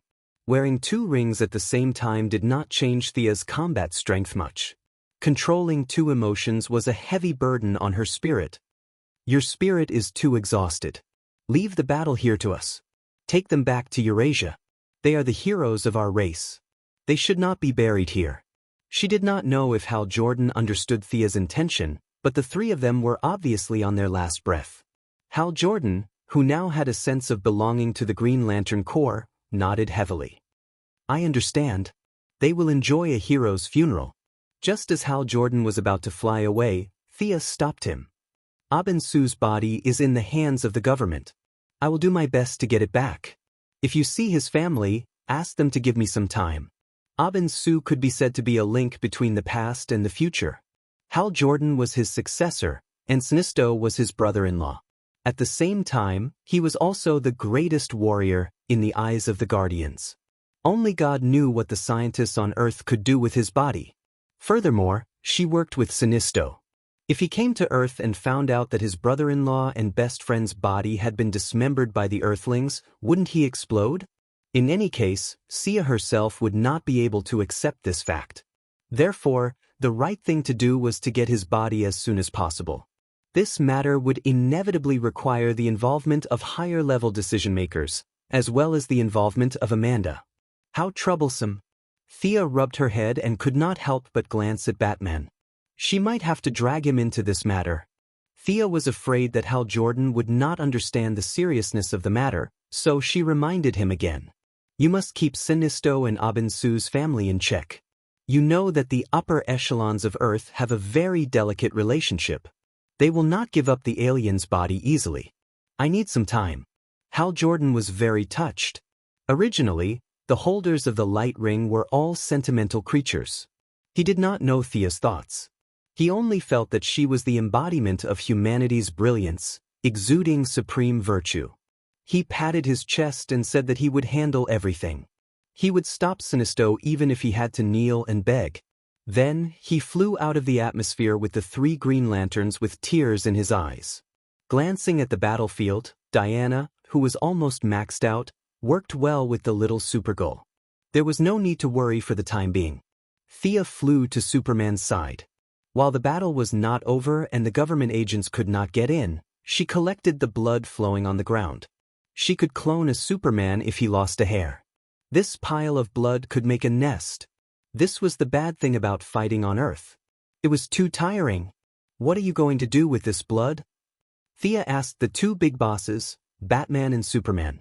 She had no need for this blood at all. It was not God's blood. Who knew what would happen if she absorbed it? Superman shook his head. This blood was contaminated by the wavelength of kryptonite and could not be drunk. It was useless to give it to him. Let me deal with it, Batman said. Thea passed it to him. As for how he would deal with it, Thea did not care. Let me heal you again. Looking at Superman lying on the ground like a dead dog, Thea was speechless. This big boss was injured by kryptonite twice in the same day. He was really unlucky. Chapter 286. This time, Thea learned her lesson. She knew that Superman was a bottomless pit. He could store as much energy as he wanted. She did not use her life to inject energy into him. Instead, she only healed 30% to 40%. Alright, you can fly now, right? Go outside the atmosphere and absorb energy. Superman stood up. His red cloak fluttered in the wind. Together with his strong face, he looked extremely cool. You know us very well? Is it because of the ring on your hand? That's right, that's right. Thea was too lazy to argue with him. She flew towards the parallax demon. As she flew into the battlefield, she could still hear Diana scolding little Supergirl. You used too much strength. The flying angle is not right. Don't rely on your body to block the attack. You have to choose how to dodge. Diana was blabbering on about the flaws in little Supergirl's attack. It was still a copy of the time when Thea taught her how to fight on Paradise Island. Although she could tell that little Supergirl was an alien, she had to admit that appearance was really important. The cute appearance and the passionate aura of Kara Danvers reminded her of the old Diana. The two of them were surprisingly compatible for the first time. Thea materialized a giant golden dragon and entered the battlefield directly. In fact, the most ideal materialization of the yellow light ring should be Diablo, the dread lord of the dark world. Unfortunately, that guy's image had nothing to do with justice. The giant dragon had no choice but to choose him. Diana, how did you find us? The giant dragon grabbed one of the parallax demon's arms and spat out a sharp blade from its mouth to cut off the absorption. Thea took the opportunity to ask. I heard that you guys were going to build the Temple of Artemis. That's why I saw you. Diana used the shield in her hand to block the parallax demon's yellow light beam. Under the continuous spitting, her power was far weaker than before. The silver bracelet of the Guardian hit the parallax demon's big face. After that, I rushed to the United States and saw the live broadcast here. That's why I came here. Thea found that the energy of the two came from the same source. Her own lethality was too weak. She pulled out her divine bow and knocked Zeus' lightning arrow. Using the strong mobility of the giant dragon, she flew to the parallax demon's blind spot and shot an arrow. The power of the lightning was almost unparalleled. It caused great damage to the weakened parallax demon. A deep blue wound remained on the demon's face for a long time. The divine power attached to the arrow was rapidly depleting its fear energy. Where have you been all these years? A streak of yellow light flashed past. Thea ordered the dragon to lower its head while she leaped up to dodge the yellow light. She then shot arrows at the parallax demon in midair. Africa, Europe, Asia, I've been looking for you. Diana drew out her treasured sword. The blade of the sword seemed to be burning with a ball of fire. She quickly slashed at the parallax devil. The tacit understanding between the two of them as they fought monsters and chatted made little Super feel a little out of place. She couldn't help but shrink her neck. As for the other parallax demon who was treated as a passerby, he was furious. Chatting with me while fighting? Do you think I'm dead? And don't you dare ignore me. I'll show you my true power. Before the parallax demon could finish his sentence, a meteor seemed to fall from the sky. A red and blue figure fell from the sky and crashed into the parallax demon with a boom. The violent impact even caused the entire Earth's crust to tremble slightly. The shockwave spread rapidly in all directions with the parallax demon as the center point. All the buildings in its path were turned into dust. Only a smear of red could be seen floating among the dust. This fella is too strong. Thea conjured a small house and hid in it with Diana. Little Super followed suit. It wasn't that the shockwave was very destructive. With the toughness of their bodies, even Thea, who was the weakest among them, could withstand it. The main thing was that it was too dirty. Not many women could withstand fighting like this every day. Thea suspected that the hidden function of Superman's cape was to remove dust. The three of them saw the smoke dissipating slightly and came out to help. But in less than 10 seconds, they found that there was nothing they could do. Now Superman seemed to be a little excited after being exposed to the sun. He grabbed the parallax demon and punched and kicked it. It was a very crude move, but in his hands, there was a hint of inexplicable feeling. Every punch of his had a special rhythm. Ignore. It was complete disregard. The transformation between virtual and real was ignored. The parallax demon's body was ignored. Even when the parallax demon created a clone in his body and tried to sneak past Superman, he was discovered and held down by Superman. I won't lose. How can a puny Kryptonian be my opponent?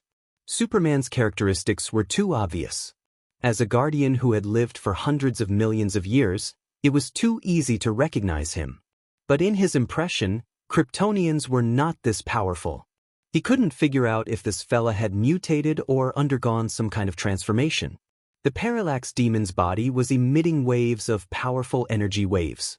Its gigantic body was shrinking like a spring that had been compressed to the limit. Let's retreat first.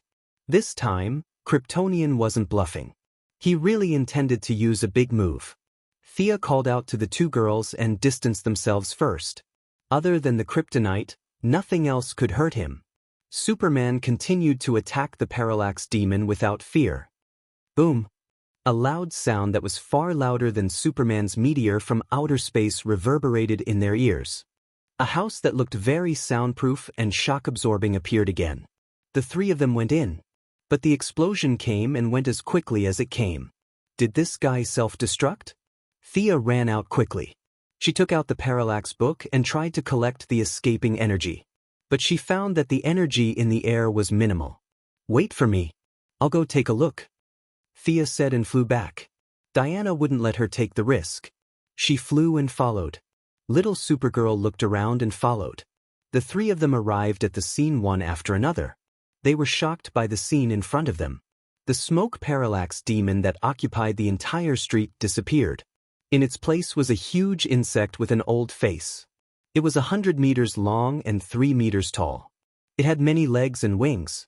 Its entire body was golden. Its human-like face was filled with the traces of time. Weak chicken, Thea said softly.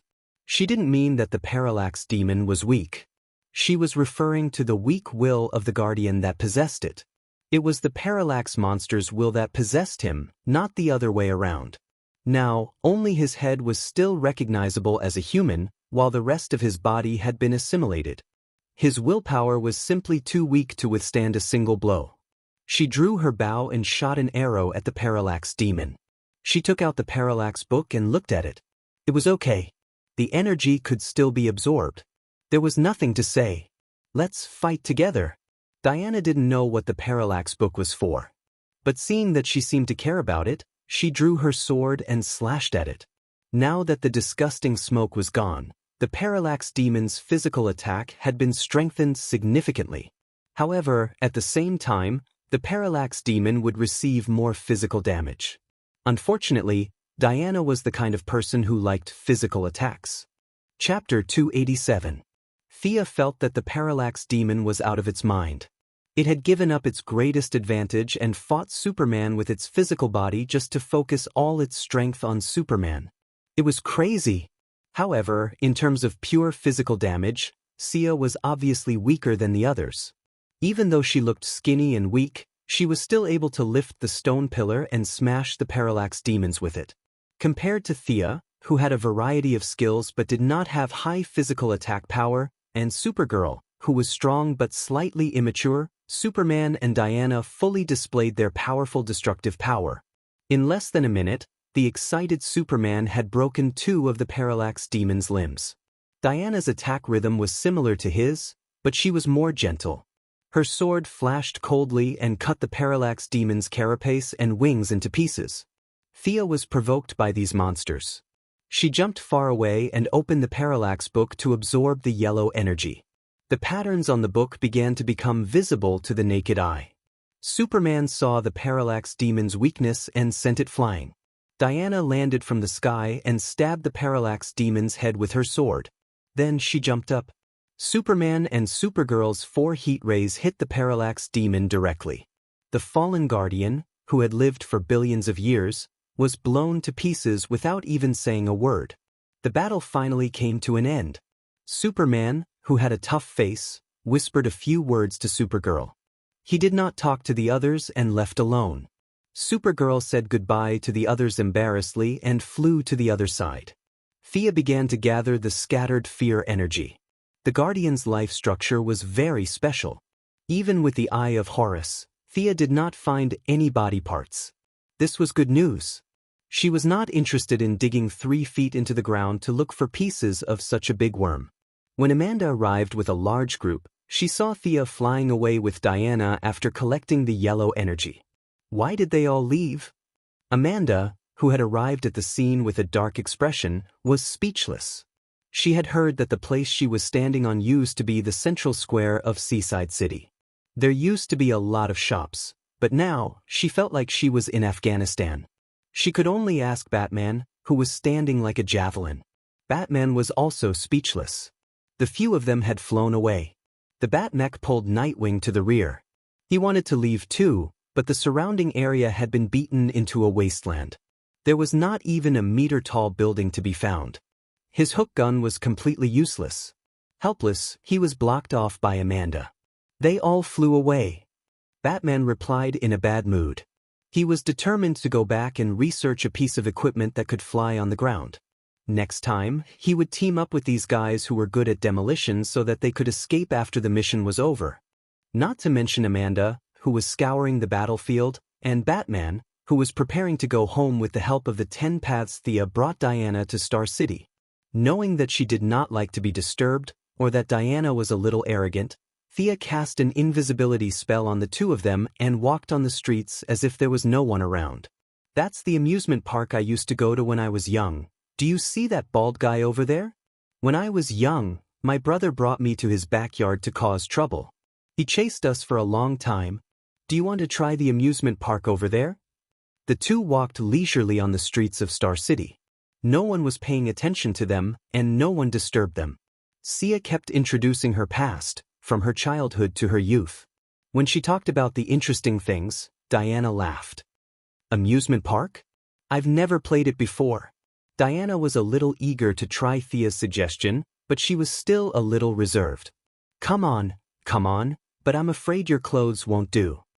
Thea wanted to drag her to buy the tickets, but when she realized that she was wearing a full body armor, a shield, and a longsword, she was worried that she would mistake her for a crazy person. She felt that something was wrong with the atmosphere. Idiot! I'm not the same person I was when I first came out of Paradise Island. Diana rolled her eyes at Thea flirtatiously. In the blink of an eye, she had changed into a black dress and a pair of pointy heels. Her legs were straight and long under the tight dress and pointy heels. Thea was speechless. This girl claimed that she was mature, but she was still lacking in common sense. This is an amusement park, not a runway for models. How can you play when you're dressed like this? However, in order to look more compatible with her, Thea put away her casual clothes and changed into a long dress that was similar to a formal dress. The 2 of them looked at each other, and for a moment, they could see the undisguised admiration in each other's eyes. Their beauty attracted the attention of many visitors in the amusement park. Even the staff could not help but criticize them when they handed the tickets to the 2 of them. Are these 2 idiots? Why are they dressed so extravagantly to the amusement park? The 2 of them did not care about other people's gazes. Diana did not care, and Thea was just thick-skinned. Many adults who brought their children to the amusement park were dumbfounded when they saw the 2 of them in their long dresses and high heels. If they were ordinary people, it would be fine, but the 2 of them were extraordinarily good-looking. Diana's body was filled with the classical beauty of Greece, which was not seen in America or even Europe. Thea was even worse. She had tried her best to hide her aura, but the Eye of Horus could still sense the power of fear. It was a dangerous and intoxicating charm. Here, have a taste of this, Thea said as she handed a small cake to Diana. The current Diana was no longer an ignorant girl in the original space-time who could be dismissed by ice cream. Diana took it and took a small lick. Her beautiful eyebrows furrowed. It's too sweet, is it? Is it? Thea pretended to be confused and took a bite of the cake where Diana licked it. Heh, how dare you take advantage of me? The 2 of them bickered for a while, and the sense of alienation disappeared. It was as if they had returned to Paradise Island. The roller coaster and bumper cars were all children's games, so the two of them did not get involved. They walked hand in hand in the bustling crowd. Occasionally, there would be a few thieves who wanted to rob the two of them because of their fancy clothes. However, they were intimidated by Thea's invisible aura. It was not until the two of them had walked far away that they realized that they had lost their composure. They did not dare to look at their backs and ran away. "What have you been doing all these years? Have you been back to Paradise Island?" The two of them found a bench and leaned against each other. Thea put her hand next to Diana's and compared them. Diana's fingers were slender and strong, while Thea's were nimble and slender. It could be said that Diana was better in terms of beauty. Whether it was her appearance or her body, she was worthy of the god's blessing. She was the embodiment of strength and beauty. Under her radiance, even Thea's appearance that had been refined several times was still inferior. Chapter 288. Sia's advantage over Diana was that she was completely a contemporary, and the optimization of her appearance was also based on her original appearance. Her appearance was more in line with the aesthetic standards of the contemporary era. "I've been to many places in the past few years." Diana looked at the crowd nearby. Her thoughts had already drifted far away. The glory of Greece is no longer there. The traces of the gods walking in the world can no longer be seen. Even all the gods in the world have disappeared into thin air. "I've traveled from Europe to Africa, then to Asia. After that, I've sailed to America." Diana chuckled and revealed the answer to Thea's puzzled gaze. "I also saw Audrey Hepburn." I only borrowed her song." Thea was a little embarrassed. She felt guilty plagiarizing Hepburn's famous song. "But she's now?" Thea was about to ask Diana to introduce her to Hepburn when she suddenly realized that 100 years had passed. She probably wouldn't be able to meet this person anymore. Although she doesn't have any divine power, she's a great person. I once wanted to help her extend her life, but she rejected me. I could only let her pass away peacefully without suffering from the disease. Thea could see that Diana and Hepburn were close friends. "I will accompany you." Compared to the previous 100 years of peace, Sia was extremely suspicious of how much suffering Earth would suffer in the next 10 or even 20 years. In the face of countless enemies, the length of one's lifespan was really meaningless. "What's your job now?" "I inherited Hepburn's foundation. I fight for the rights of women and children." Diana seemed to be very satisfied with her job. Her expression was full of a sense of mission. "So that's how it is," Sia thought to herself. "No wonder I couldn't find her at the Louvre. Diana met Audrey Hepburn because of my Moon River, and then she went to help the poor.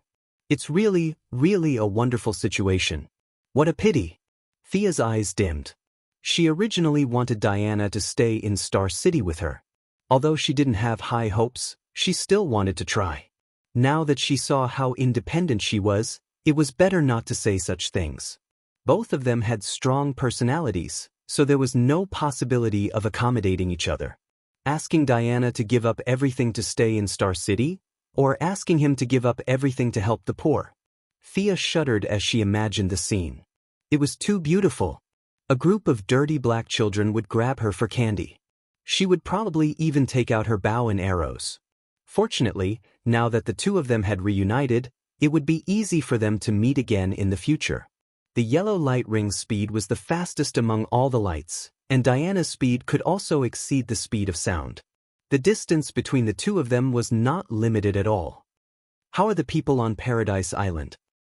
Thea withdrew her thoughts and focused on the present. Let Diana deal with the poverty alleviation. She didn't want her money. It was better to talk about the happy past. As expected, Diana's eyes lit up at the mention of Paradise Island. That was her home. Due to the rules of her clan, she couldn't talk about Paradise Island with anyone else. However, Thea had no problem at all. Although she wasn't a member of the clan, she was still one of them, so it was not a problem for her to talk about it. "My mother built a rice barn not far from Mount Lee. You still remember that mountain, right? You threw the javelin quite a distance back then. Antiope trained another female warrior. She's really good at fighting." Diana chattered on about the situation of the people on Paradise Island. She didn't let go of many trivial things, But these trivial things were more important to her than how many aliens they killed and how many African warlords they annihilated. Thea felt the softness in her heart and hugged her. "Do you still remember the Godslayer?" Diana asked softly. How could she forget? The Godslayer of Ares. For Sia, the only thing this stupid sword could do was to instill fire elemental magic into it during a fight. It looked cool, but it was actually useless. "Yes, my mother said that the god of fire forged 2 swords. One is your Godslayer, and the other is the Vulcan sword that I used in the battle just now. The Vulcan sword is sharper, but my mother said that your Godslayer is better." Thea rolled her eyes at an angle where Diana couldn't see. "Hippolyte, this be *t must be full of bullsh*t. The Godslayer is better than nothing." Just as she was complaining, a group of children ran past them and shouted, hurry up, the circus is about to start." Thea turned around and looked at Diana. "Have you seen a circus before? Why don't we go take a look? What's so good about lions and tigers?" Diana was a little confused. She wasn't even afraid of wild animals, let alone domesticated ones. "Let's go take a look. You'll find it interesting if you treat yourself as a normal person." Thea pulled Diana. This girl didn't live a happy life. She waited for her for decades, and then went to the most difficult place in the world. She was too far away from happiness. Thea had to make her happy again. The children didn't run far. Even if they ran far away, the 2 of them could still catch up with them. Following their footsteps, the 2 of them came to the northeast corner of the amusement park. Walking into the large circular arena, they could see that there weren't many people in the audience, but they were all very focused. The show had been going on for a while. The 2 of them found an empty seat and sat down. The circus didn't slack off because of the lack of audience. Everyone put in a lot of effort in their performance. The domesticated animals also performed their show skillfully. An exaggeratedly dressed old man with a white beard led a tiger through 5 fire rings, which caused a round of applause. Thea and Diana also watched with great interest. It was easy for them to kill a tiger, but they didn't have the ability to domesticate it. "Next, let's welcome our brave warrior from Gotham, the man who can dance with the Grim Reaper. Boston Brand will perform his trick." The announcer shouted excitedly, and what he got in return was warm applause from the audience. Soon, a man in red tights appeared on the stage and threw a flying kiss to the audience. Thea glanced at it and didn't look anymore. It was just a flying man. For ordinary people, it was exciting. A lot of adrenaline was secreted, and it was a dangerous and artistic sport. But for Thea and Diana, flying wasn't a difficult thing. This event was less attractive to them than the tiger that went through the fire rings. The noisy applause meant that the man's performance was good. Thea and Diana were discussing the construction of the temple. But as they were talking, an accident happened. The man who was performing the flying man exclaimed. Like a pile of junk, he drew a beautiful arc and fell to the ground from a height of 50 meters. Bang! A burst of dust was brought up, and the warm applause came to an abrupt end. Chapter 289. The man fell heavily to the ground and stopped breathing. The crowd was shocked at first, but it was quickly replaced by panic. Many people were hysterically saying things that they didn't understand. Thea was telling Diana about the architectural style of the temple. The exterior was designed in the past, and the interior was decorated by the people from Paradise Island. What happened in front of her stunned her. What the f***ck? Thea's neck was a little stiff. It seemed that there were only 2 famous deaths in the circus in the entire DC world. Batman's son, Dick Grayson, was from a family of flying people. His parents died when he was young, so he followed Batman. The other one was in front of her, the guy with the code name Dead Man, in the Dark Justice League. Thea glanced at the spirit floating in the air. It looked like him. He was wearing red tights and had a pale face. It was rare for a normal person to reveal their soul after death. Only those with extremely strong mental strength could do so.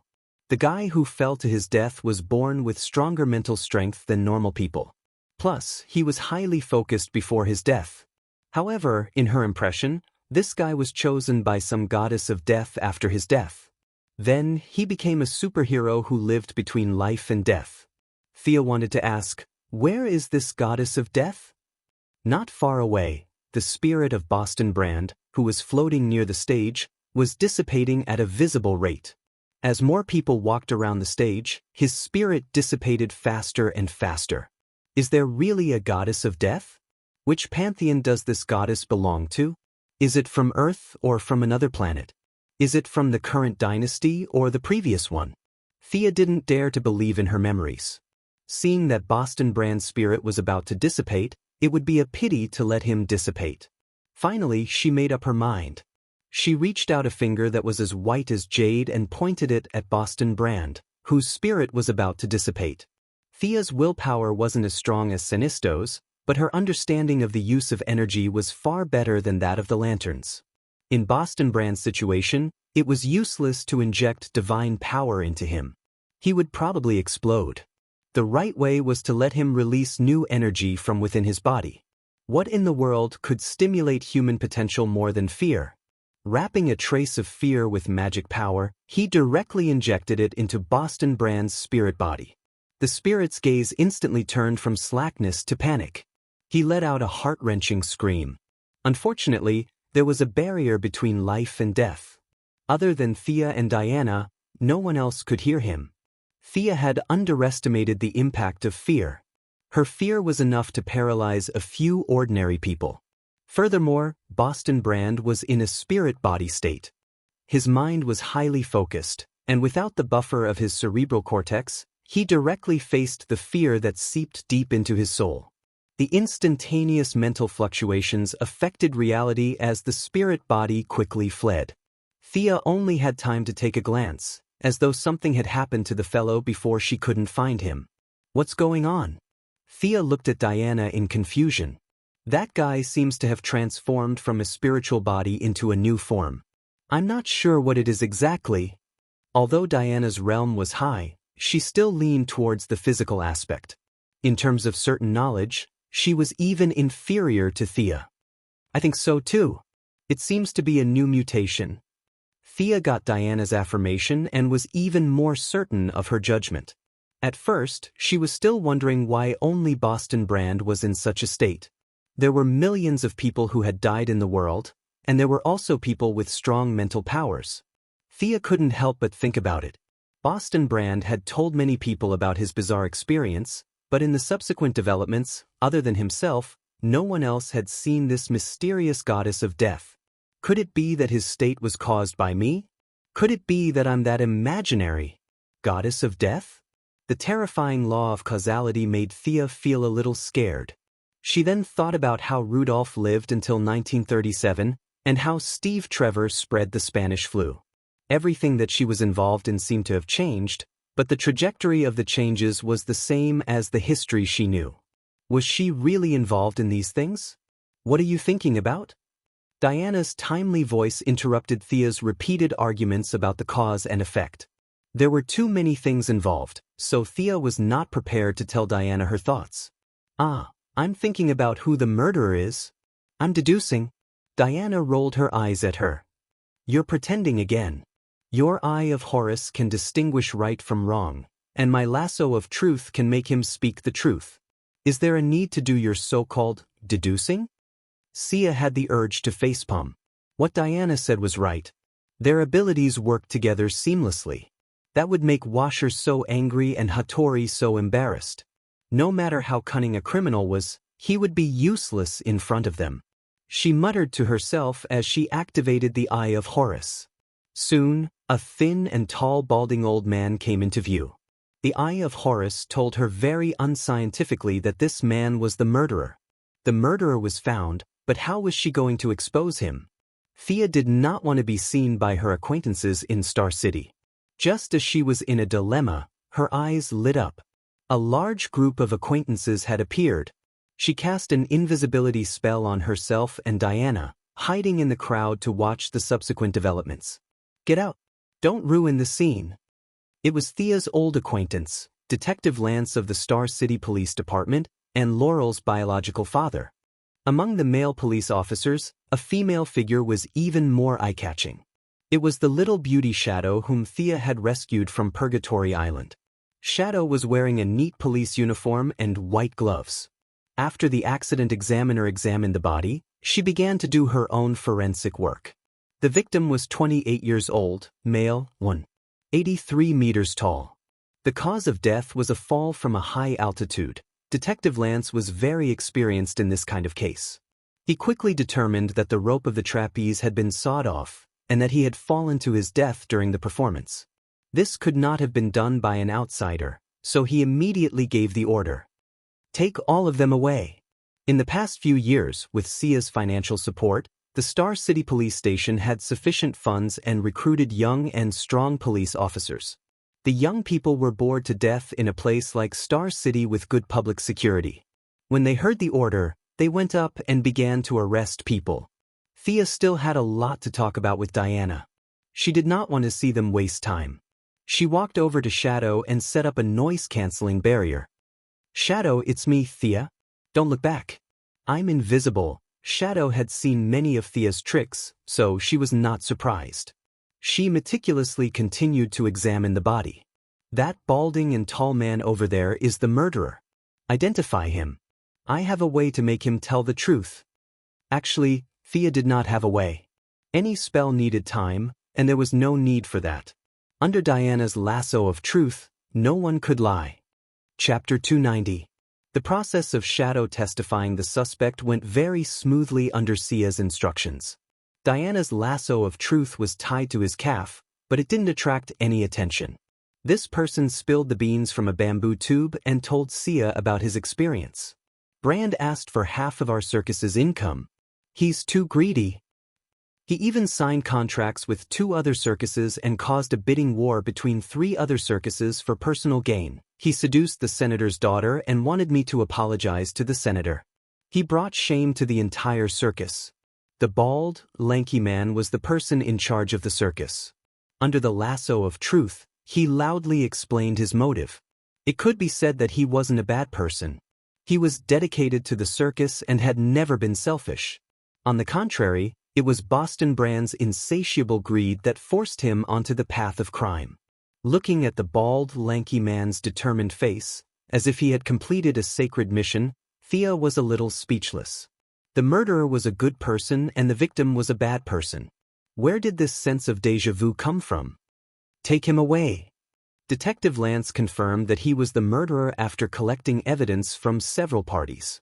He was a little sympathetic, but he still had to take the bald, lanky man away. A large number of police officers came and left.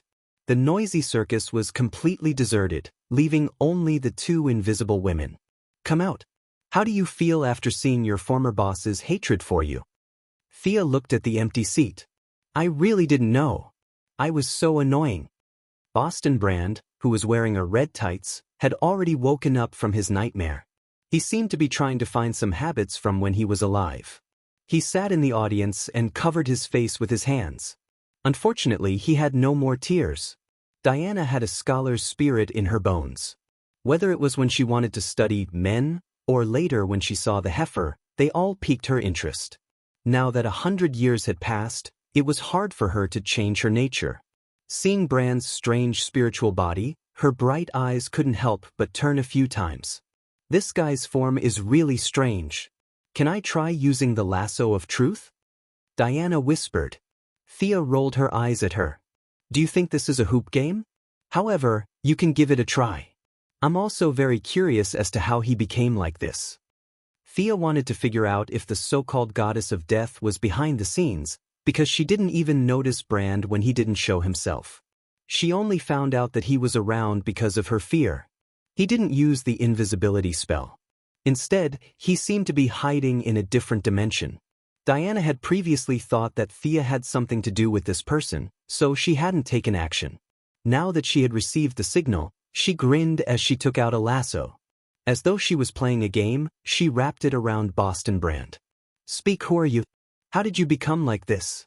Diana was still dressed fashionably, but her aura was like that of a goddess of war. Even though Brand was already dead, he was still scared out of his wits. Previously, Thea's fear almost scared him to death again. It wasn't easy for him to recover, but he didn't know where to go. After circling around, he returned to the circus and witnessed the development of the situation after he was killed. He had mixed feelings. After being exposed by Thea, he wanted to ask the only person who could see him what was going on. Before he could say anything, he saw a shiny rope around his body. What's going on? He had been wandering outside for a long time. No one could come into contact with him, and he couldn't come into contact with anyone either. Now, what is this rope? More terrifying things had yet to come. As Diana questioned him, he couldn't help but tell her everything he knew. He told himself to shut up several times in his heart, but his body seemed to be out of control. He told her everything he should and shouldn't say. Although this guy is a bit of a jerk, he's not a bad person. It's just that his hallucinations are a bit strange. Diana asked a few more questions. She retracted the lasso and whispered to Thea. Indeed, there are too many people like him in modern society. The results of the interrogation were the same as Thea's initial guess. Brand chattered on about how he shared his life with a lot of people. He talked about the goddess of death and the fallen angel discussing the meaning of existence with him. When Thea heard this, she wanted to spit in his face. Fallen angel? What kind of supreme existence would be able to discuss the meaning of existence with a trapeze artist like you? It hadn't even been 20 minutes since he died and ran back. There was no goddess of death at all. Everything was just a figment of his imagination after he focused his mind. It could be said that the only suspicious person he had met after he regained consciousness was Thea herself. Was it because she knew everything about the dead that she created him, or was he created by her in the first place? The complicated relationship gave Thea a headache. She waved at Brand and said, "Forget it. It's nothing. Go do your thing." Thea and Diana were on their honeymoon. She didn't want this guy to follow them around like a ghost. However, her attitude made Brand want to cry. "I'm busy? Busy my ass. I don't even have a body anymore. I want to be busy." If it was in the past, he would have scolded her. However, now that he was neither alive nor dead, his mentality had changed drastically. Plus, Thea's fear had been deeply rooted in his soul, so he didn't dare to bare his teeth at her.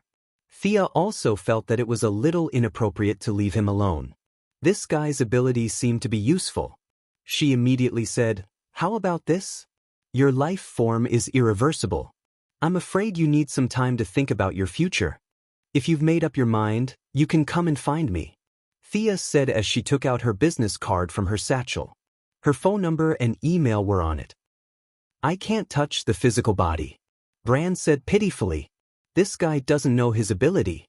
Does he not have it? Or does he not know how to? Thea touched her chin. Just then, an old man walked past the circus. Thea pointed at the old man and said, "Adjust the frequency of your spirit body to be the same as that person's. See if you can enter his body." Brand was actually very smart. After turning into a spirit body, the use of his mind power was almost instinctive. He floated to the old man's side, prepared for a moment, and entered his body. Brand, who was in the old man's body, looked down at his hands. He seemed to have thought of something and asked Thea, "Then, can I come back to life again?" "Unfortunately, the old man's soul has been rejecting you. It's only because this old man's mind power is weak, and your mind power has been strengthened tenfold or even hundredfold after your death that he has no resistance to your possession. While you're eroding his body is also affecting you. If you don't come out for a long time, you'll spend the rest of your life in this old body." Thea combined her knowledge and gave him a rough analysis. Brand clenched his fists in frustration and jumped out of the old man's body. The old man couldn't see them and thought that he was only in a temporary trance. After checking that his body was fine, he continued to walk forward without feeling anything. Brand's face was ugly. "I've suffered because of my evil deeds. I'm already dead. I won't take away someone else's chance to live. I want to be a good person." Chapter 291. Thea didn't care if he was a good person or not, but Diana was already urging her. Knowing that he couldn't come into contact with material things, she wrapped the business card with her magic and threw it in front of him. "When you decide what you want to do, you can come and find me." With that said, Thea walked into the distance with Diana in hand like an expert, leaving Boston Brand standing at the entrance of the empty circus, out in the northwest wind. The two found a luxurious hotel and had a friendly and passionate art competition. The initial battle could only be described as a crushing defeat. Diana, whose physical fitness was at the highest level in history, could only be described as crushing Thea. Thea had no choice but to use the doppelganger technique to fight Diana together, and only then did they maintain a draw. "Are you going to wait for me here or come with me to see Amanda?" After the indescribable competition, the two took a shower. Thea was drying her hair.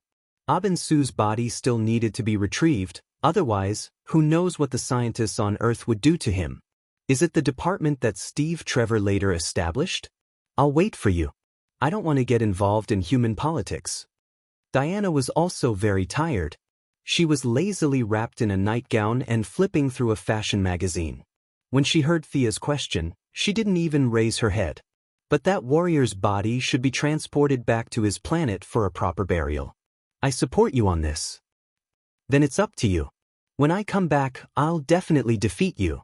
After the two kissed each other intimately, Thea put on the yellow light ring and flew towards Washington. He had spoken to Amanda on the phone before, but when he saw her again he could see that she looked terrible. Thinking about it, a third of Seaside City was destroyed, and nearly 10,000 people went missing. Of course, that was the official statement. As politicians who instinctively pushed the blame to others, they naturally needed someone to take the blame for them. On the surface, the blame was thrown to the dead Senator Hammond. But behind the scenes, the blame fell to Amanda. Amanda, who originally had the upper hand in the internal power struggle of the Heaven's Eye Society, was beaten down again, and she was once again evenly matched with Steve Trevor's forces. After the battle between Thea and Diana, they had fun for the whole day.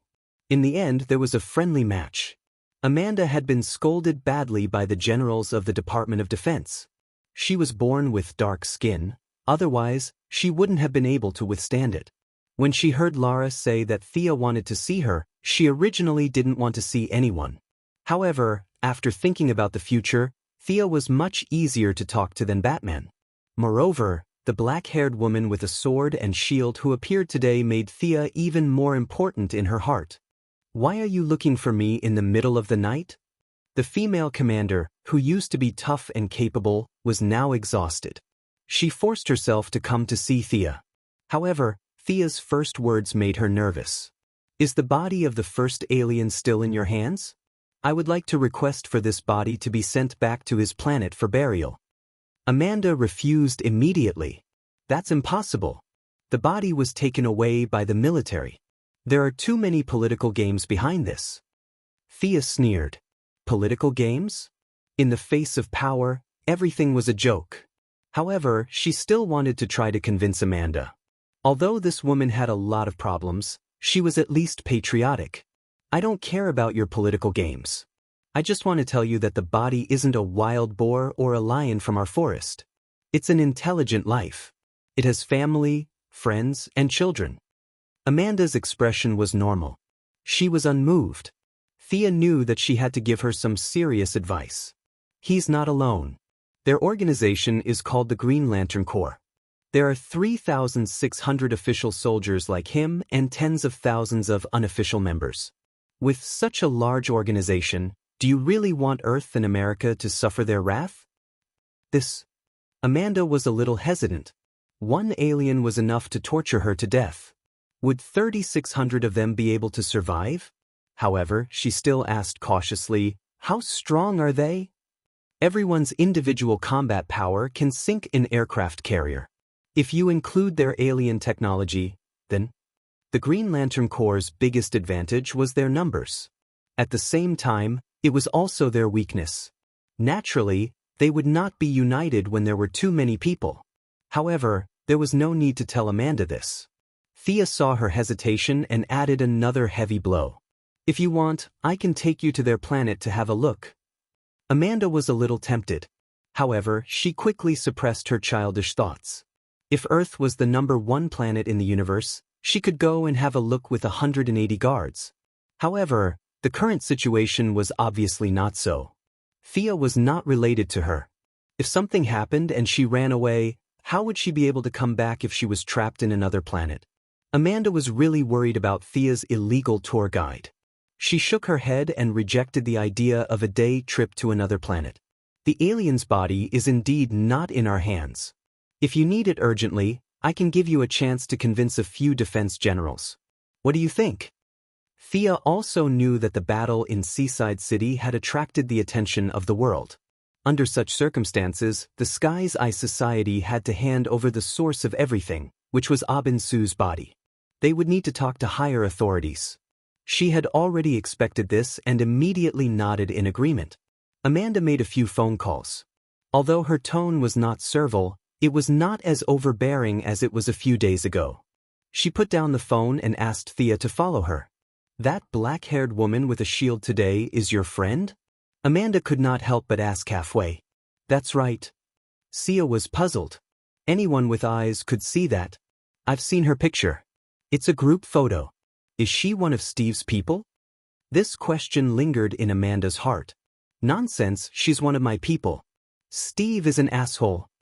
Thea was particularly unhappy when she heard this.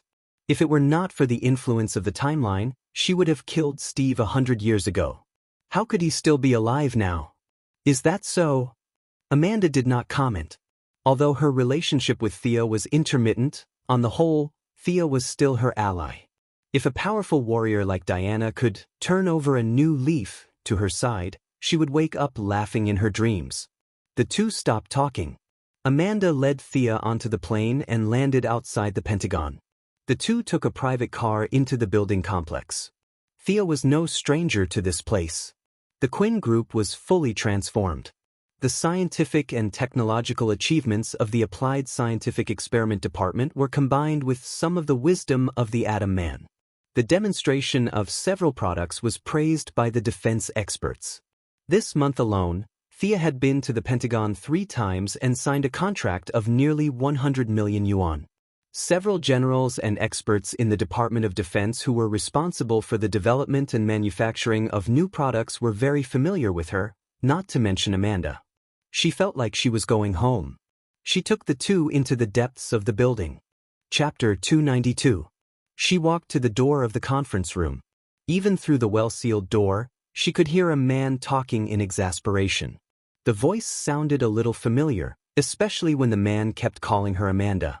The iron-blooded commander's face, which was already dark, turned even darker.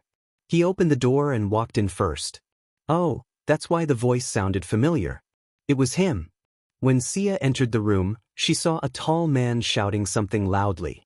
She knew that he was not praising her for doing a good job by looking at Amanda's expressionless face. The patriotic captain who had fallen on Paradise Island had a gloomy look on his face.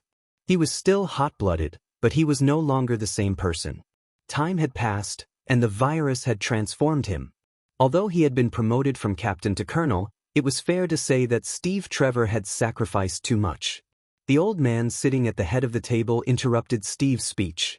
Even the old politicians could not stand Steve's gloominess. If it were not for the involvement of the Sky Eye Society, he would not have wanted to see Steve. Miss Quinn, why are you in such a hurry to ask us to hand over the alien's body? Do you have any new information? Mr. Minister, I know all the generals. Thea looked around and nodded slightly. Steve was the only one she did not recognize. In Amanda's eyes, this was a sign that Thea was drawing closer to her. In fact, Thea did not like Steve. She did not even like Superman. In short, anyone who had anything to do with Diana was an enemy. All the generals know me. You may have some findings, but I still need to tell you everything from the beginning. It's normal that you can't find any remains of the alien monster today. It's not a life form that can be explained by our current science. It has a life form that we don't understand. Today, I want to talk about something else. The body you obtained earlier was a soldier. Excuse me, if you say that we don't understand, shouldn't we do more research? The person who spoke was a lieutenant general. He interrupted Thea's rambling and asked in an unfriendly tone. This old man. Thea glanced at him. He was not only an acquaintance, but also a celebrity. Nominally, he was in charge of the logistics of the army, but in fact, he was in charge of the human strengthening project. Thea didn't know what the old guy's name was. She only knew that everyone called him General Ryan. His daughter was the famous death-courting expert, Louise Ryan. In the future, he would have a prospective son-in-law named Clark Kent. It was impossible to talk nicely to this kind of person. Only by slapping his mouth hard would he be able to reason things out. Thea said with a smile, "General Ryan, I was just about to say that this corpse is not alone. His army monitors the entire universe. I am proud of the glory of Earth's civilization, but in their eyes," Thea paused. "In their eyes, the universe is divided into 3,600 sectors, and Earth is just one planet in the 2814 sector. The corpse we are talking about was in charge of this sector when he was alive. Do you understand what kind of organization you are facing?" In order to deepen their impression, Thea added, "This corpse was the greatest warrior of their organization when he was alive. His best friend is now in charge of the entire army. So I hope that you can consider the big picture and not start a war. The best way to deal with them was to raise the banner of justice and put yourself on the moral high ground before anything else." Thea's words made the participants hesitate. The number of extraterrestrial technological products that landed on Earth was a huge number, but the research results were few and far between. It was the same for this corpse. It would be fine if they could find something, but if they couldn't, they would be the ones to take the blame. It was a bit difficult for them. "I still don't quite understand. Even if we want to return the corpse, how do we do it?" General Ryan, the father-in-law of the future Superman, asked, unwilling to give up. Thea knew that they would have this question. She had already thought of a way to deal with it. She took out the yellow light ring and completed her transformation. "Of course I will send it over. Are you going to take a spaceship?" "The yellow figure during the day was you? Are you a superhero too? Are you an ordinary person after taking off the ring?" General Ryan asked quickly. Thea was also helpless. A lot of people saw the broadcast during the day. It was impossible not to attract attention. It was not the time to expose her magic, so the yellow light ring was a good cover. Heavenly I would have a lot of information on him, so he would know what he should know about being a superhero and would never know what he should not know. There was an accident at the Sky's Eye Society's Seaside City base. I was chosen by this ring and went to their planet. After I learned that there were alien creatures invading, I hurried back. It was the ring that chose me, not the other way around. What's the condition for the ring to choose you? Because you are a woman?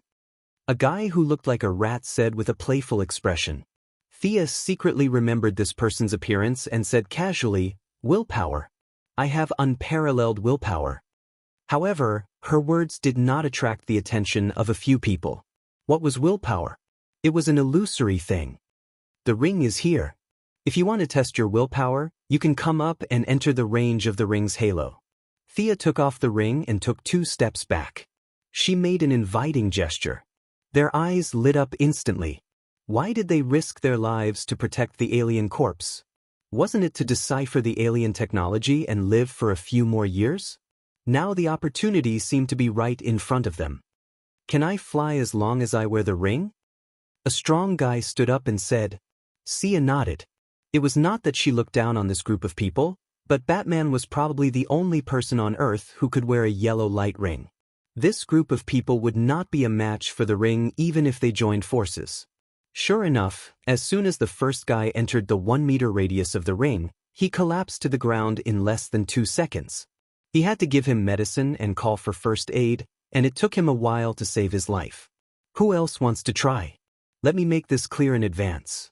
If you are recognized by the ring, you will be sent to an alien planet to receive guidance. You have to think carefully.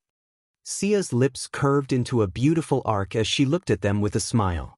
Sure enough, after hearing what she said, these people who thought they had strong willpower immediately shrank back. They were not going to go to an alien planet. On Earth, they had become generals.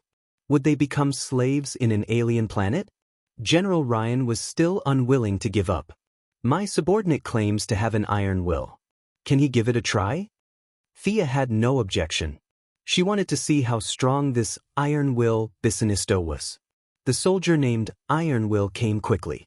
His military rank was not low, and he was a colonel. He looked determined and had strong execution skills. After receiving the order, he walked into the yellow halo without hesitation. Needless to say, this person was much stronger than the previous guy. After persevering in the halo for a full minute, he retreated with a face full of sweat. His eyes were red, and his face was distorted to the point that he did not look like a human. He took out a pistol and began to shoot wildly. In order to show that she was an ordinary person, Thea had already hidden under the table. Chapter 293.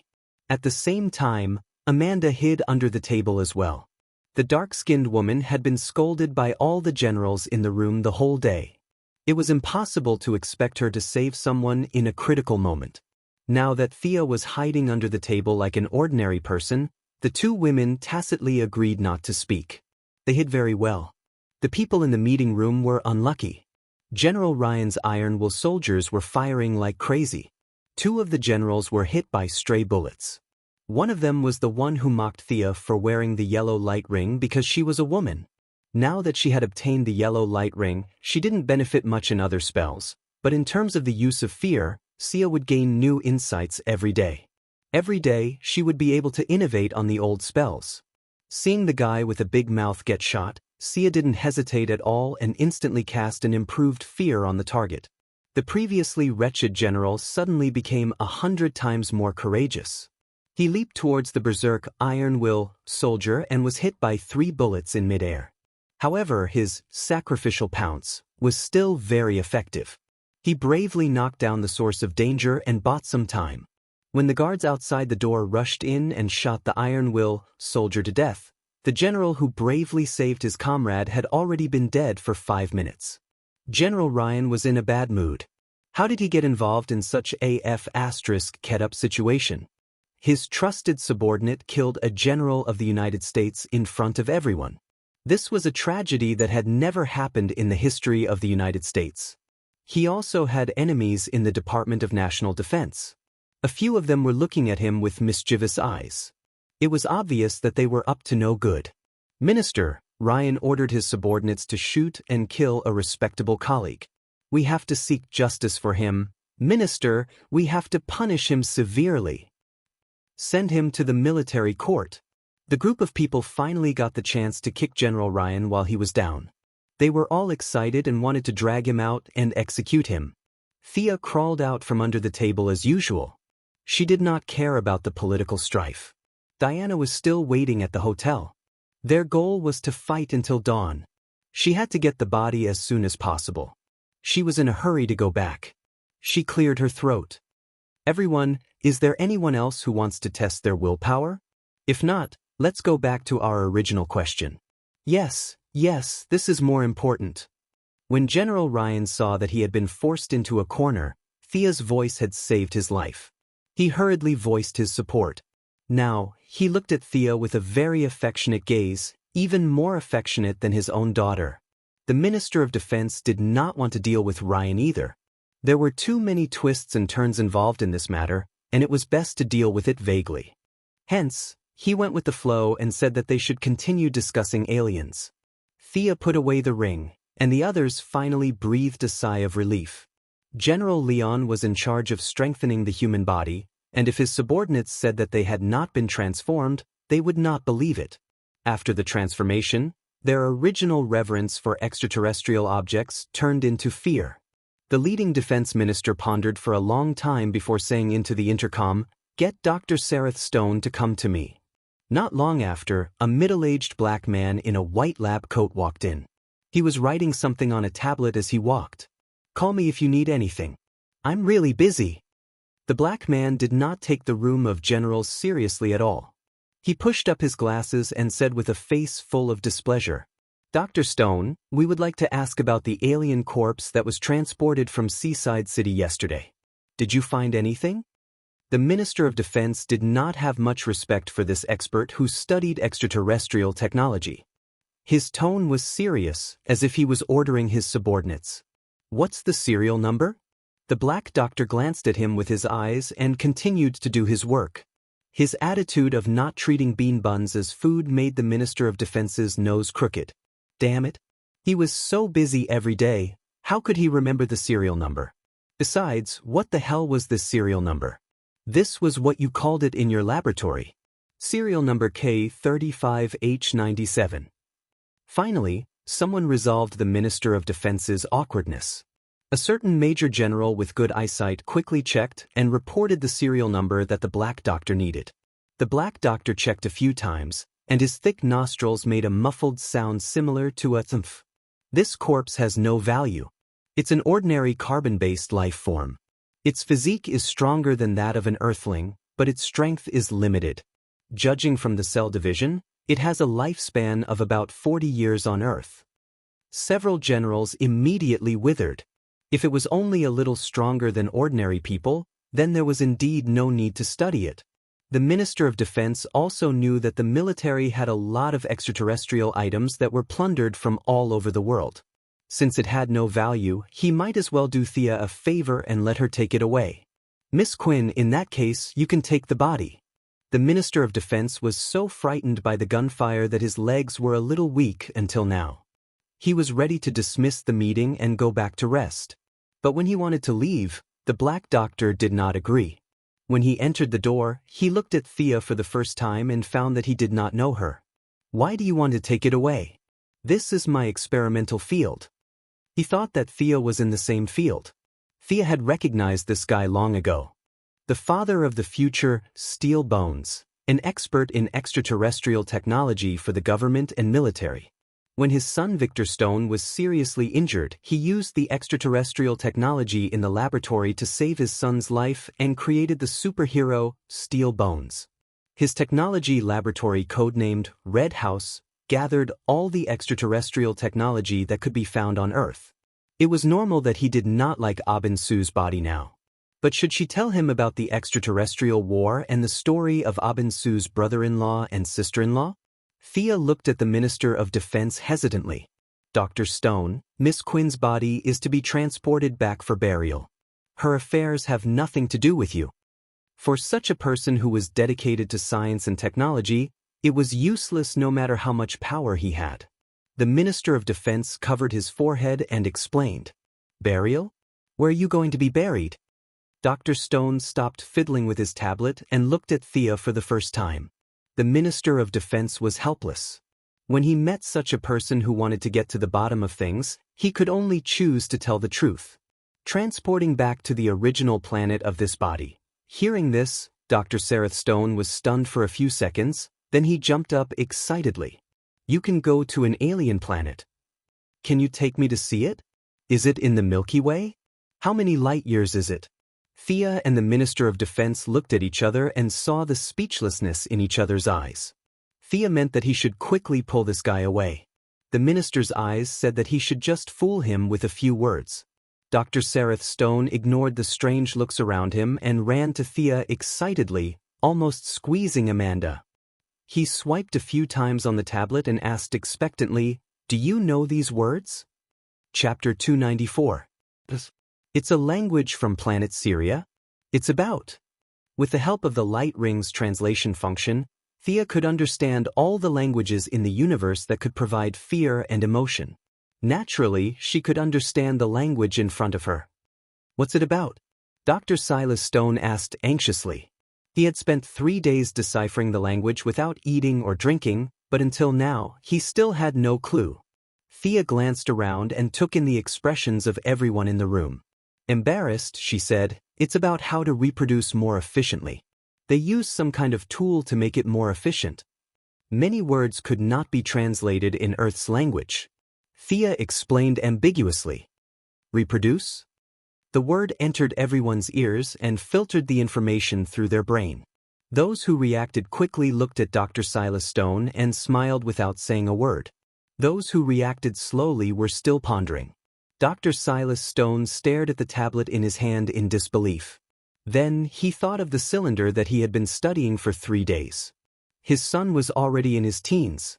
It was easy for him to understand. Damn it! What happened to the high-tech aliens? The originally sci-fi scene suddenly turned into an indescribable object. The huge psychological difference made him almost run away. He calmed himself down. This was the only good thing about being black. He coughed lightly and said, Then, can you help me take a look at these words?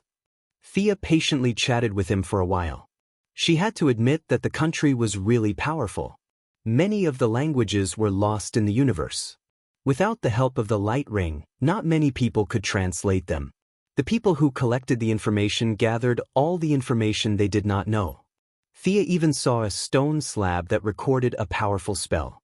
It was a pity that she could not see the full text. She just said that she did not know anything about magic and told him about aliens. Dr. Silas Stone was dissatisfied with her perfunctory attitude and refused to let her go. Thea had to use her trump card. The aliens will be here soon. Don't waste time.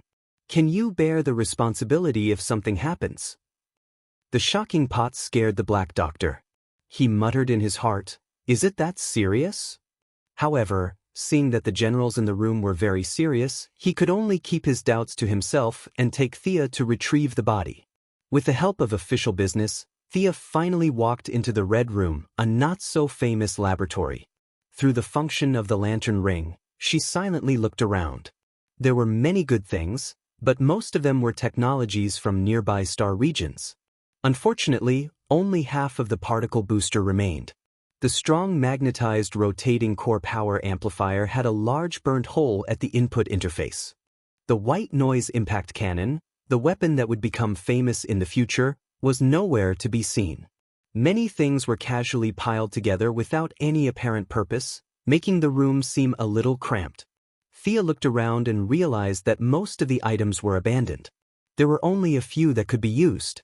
"This is the Red House? You must be kidding me," she asked in confusion. "This is your laboratory?"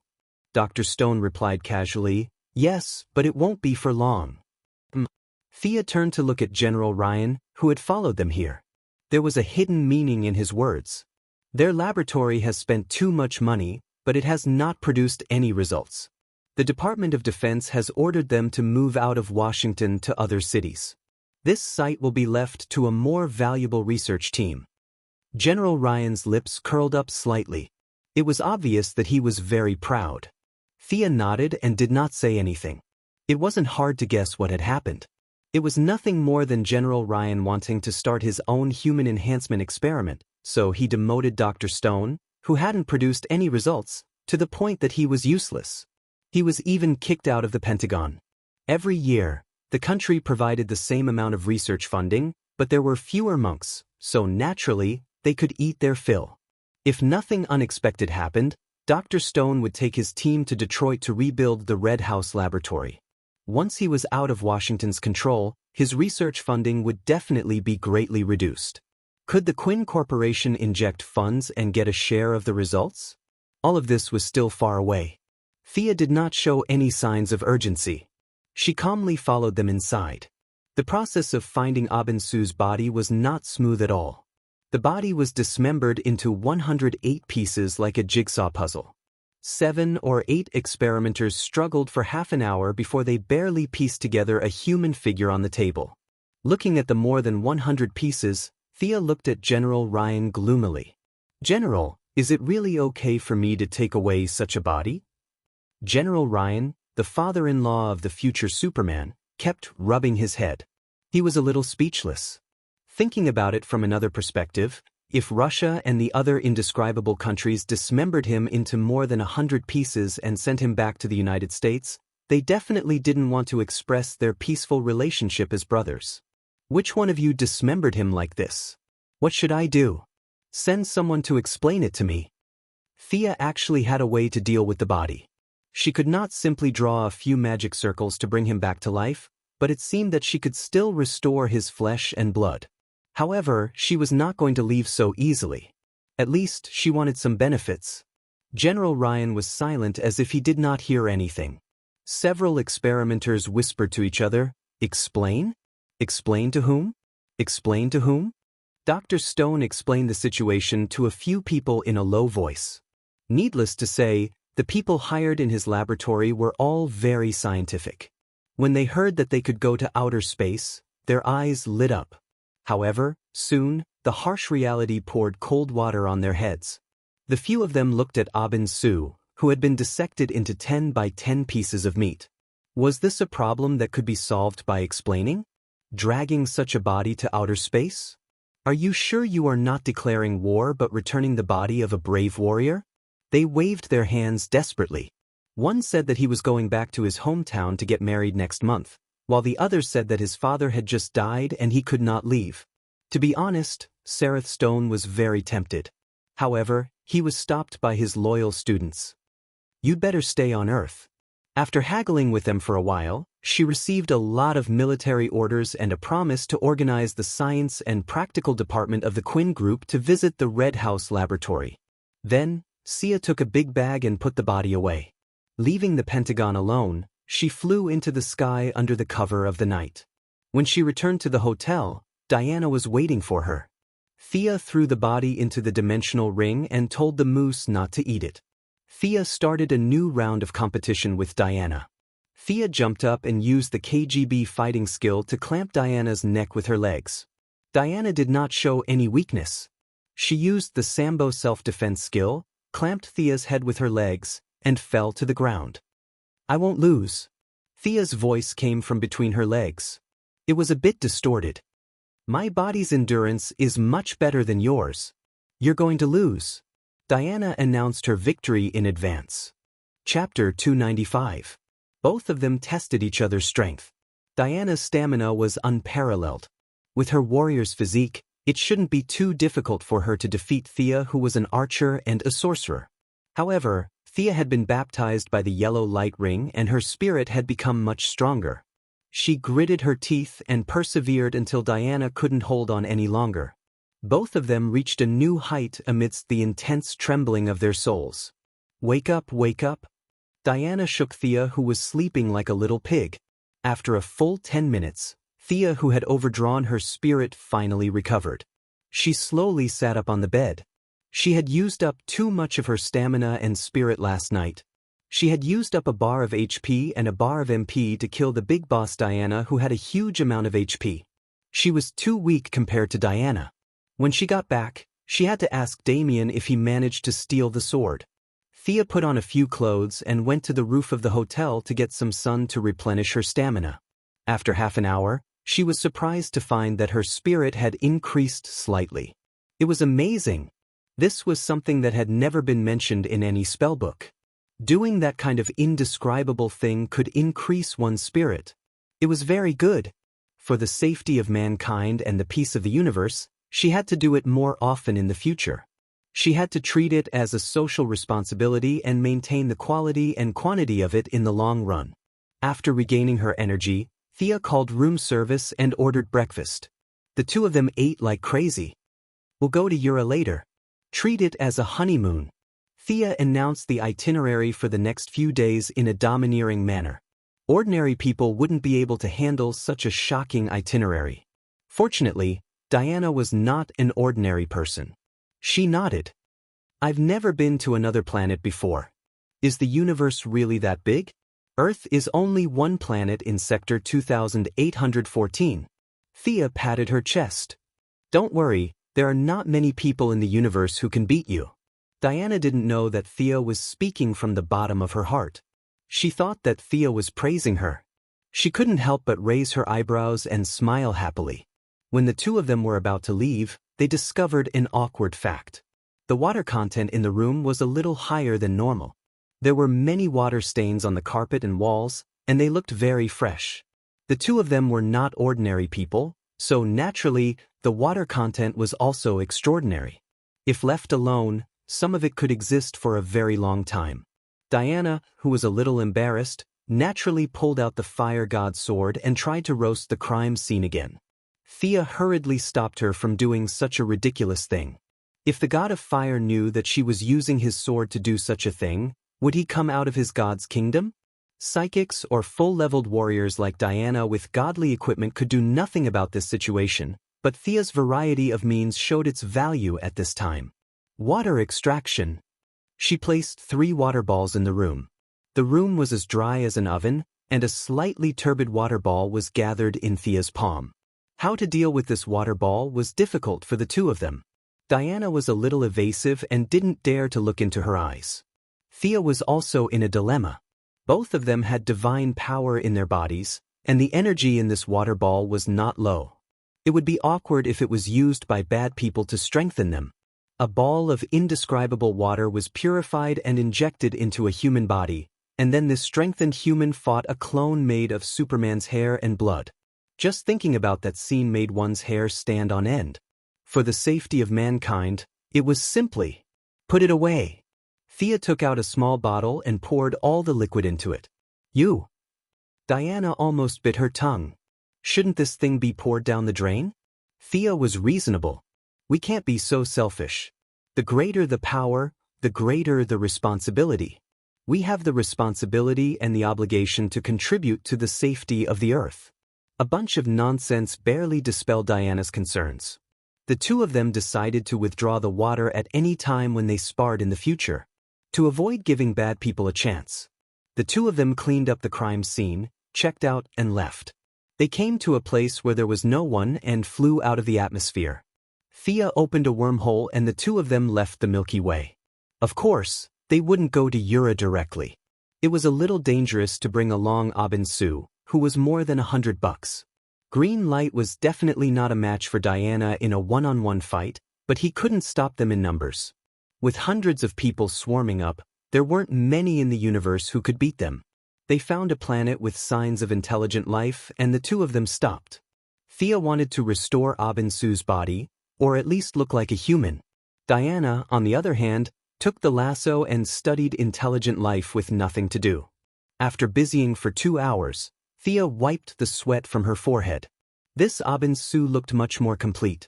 In order to show that he was killed by the parallax demon, Thea punched a big hole in the intact body. She had as much yellow fear energy as she wanted, and the wound was faked perfectly. After putting the body back into the space ring, Thea turned around to look for Diana. She found that the girl was in a good mood. She caught an animal that looked like a mix of a rabbit and a dog and was questioning it. The wisdom blessed by Athena was not a joke. After talking for a while, Diana could roughly speak the other party's language. It could be seen that Diana was really happy. Without the so-called mission of protecting the Earth, Diana really didn't have any happy moments. They were now out of the Milky Way. The heavy responsibility on her shoulders suddenly disappeared, and her spirit and appearance were much lighter. The original plan to quickly rush to Ura was put on hold. Thea had contacted Sinisto before, and when he learned that his old friend's body had returned home, he was very happy to welcome the two of them to Ura as guests.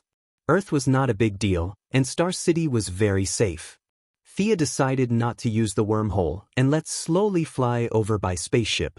Diana said that she was not willing, but her body was very honest and followed her to start this space trip. Thea's ring could translate all languages, and Diana's strength could even sweep through some high-tech planets. The two of them leisurely took spaceships and continued to move towards Ura. There were warm and hospitable races, and naturally there were space bandits who relied on the strong to bully the weak. This was the opportunity for Diana to show her might. When she first left Earth, she was a little unconfident, but when the trip entered the second month, her confidence was almost full. There was no one in this universe who could fight. But on a certain evil planet, a group of creatures that didn't seem to be half a meter tall taught her a lesson. A giant main cannon disguised as a mountain peak completed charging without the two of them noticing. Fortunately, Thea activated the wormhole in time to escape, otherwise the consequences would have been unimaginable. In the subsequent operations, the two of them restrained themselves a lot, and finally arrived at Ura 3 months after leaving Earth. Chapter 296. Of course, the one who received them was Sinisto. Welcome to Ura. Sinisto was familiar with Thea, but his focus was on Diana. She was full of heroic spirit, and her whole body was brimming with power. She stood there like a sharp sword, sharp, cold, and full of a murderous aura. Sinisto was a little dumbfounded as he took a closer look. There was no light ring, no technological equipment, and no need to amplify her emotions 10 times or 100 times. This woman's fighting spirit was about to overflow. Were Earthlings this terrifying? The two did not fight, but based on his intuition, Sinisto felt that he might not be able to defeat this black-haired woman. Seeing Diana intimidate the unruly Sinisto, Thea was quite beautiful. She took out Abin Su's body from her space ring and placed it in a crystal coffin on a planet she passed by. Looking at it from the outside, it looked quite good. Sinisto gently stroked the coffin. He still respected this old friend of his who had fought alongside him for many years. He nodded to express his gratitude and brought the two to the Green Lantern Corps cemetery. Knowing that Abin Su was going to be buried, many Green Lanterns came to offer their condolences. The Green Lantern Corps fought all over the universe, and it was really a luxury to have their bodies recovered for burial. Many people expressed their gratitude to Thea for returning the body. How was the training? Why did you say you won't return to Earth in the future? At the funeral, Thea saw Hal Jordan, who was undergoing training on Ura and would return to his jurisdiction in a few days. However, Hal Jordan was very depressed and said that he did not want to return to Earth. That was why Thea asked. In the original space-time, Hal Jordan returned to Earth with the mentality that he was a superhero, but with Thea's participation, a few superheroes emerged. His little tricks were nothing. In his mind, Earth was very safe, and he did not want to cause trouble. After explaining a few words to Thea and preparing to leave, Sinisto came back with a sad look in his eyes. Although his relationship with Thea was not considered friendly now, it was no longer as stiff as before. You're definitely not just returning the body, right? Is there anything else? Sinisto already had some understanding of this Earthling woman. Unlike Hal Jordan, who had been trained by him, this husky was an innocent child without any ulterior motives. Thea, on the other hand, was completely different. She would never do anything that did not benefit her. It had to be said that Sinisto had pretty much guessed Thea's mentality. She originally only wanted to befriend the Green Lantern Corps, but after meeting Boston Brand a few days ago, she changed her mind slightly. It's like this. I found a very interesting person a few days ago. I think he's very suitable for the Yellow Lantern Corps. Could it be the woman beside you? Sinisto looked at Diana from the corner of his eyes. She was so strong even without a light ring. He definitely could not let her enter the army. Otherwise, who would be the leader? He quickly thought of an excuse to reject her. How could Thea let Diana wear the yellow light? She immediately rejected. No, she's my lover. She has nothing to do with the army. Hearing that it was not Diana, Sinisto heaved a sigh of relief. His expression softened considerably. Is he an Earthling? Thea thought for a moment before answering. He was an Earthling when he was alive. I'm not sure where he's from now. An Earthling when he was alive? Sinisto's head was full of question marks. He looked at the Light Ring's language translator to make sure it was not wrong. What did this mean? Where is he? Can I see him? Thea scratched her head. Actually, he's already here. You just can't see him. I can't see him? Sinisto had fought for the Green Lantern Corps for many years and had actually seen many enemies who could turn invisible. However, no matter how he looked, he could not see anyone nearby. However, his powerful spiritual power did sense a cold and gloomy energy to his right. Is it here? Sinisto pointed at the place he sensed and received an affirmative answer from Thea. This surprised him. With such a strong invisibility ability, the destructive power it could cause was enormous. Half a month ago, Thea returned to Earth to buy food because Diana was not used to the extraterrestrial tastes.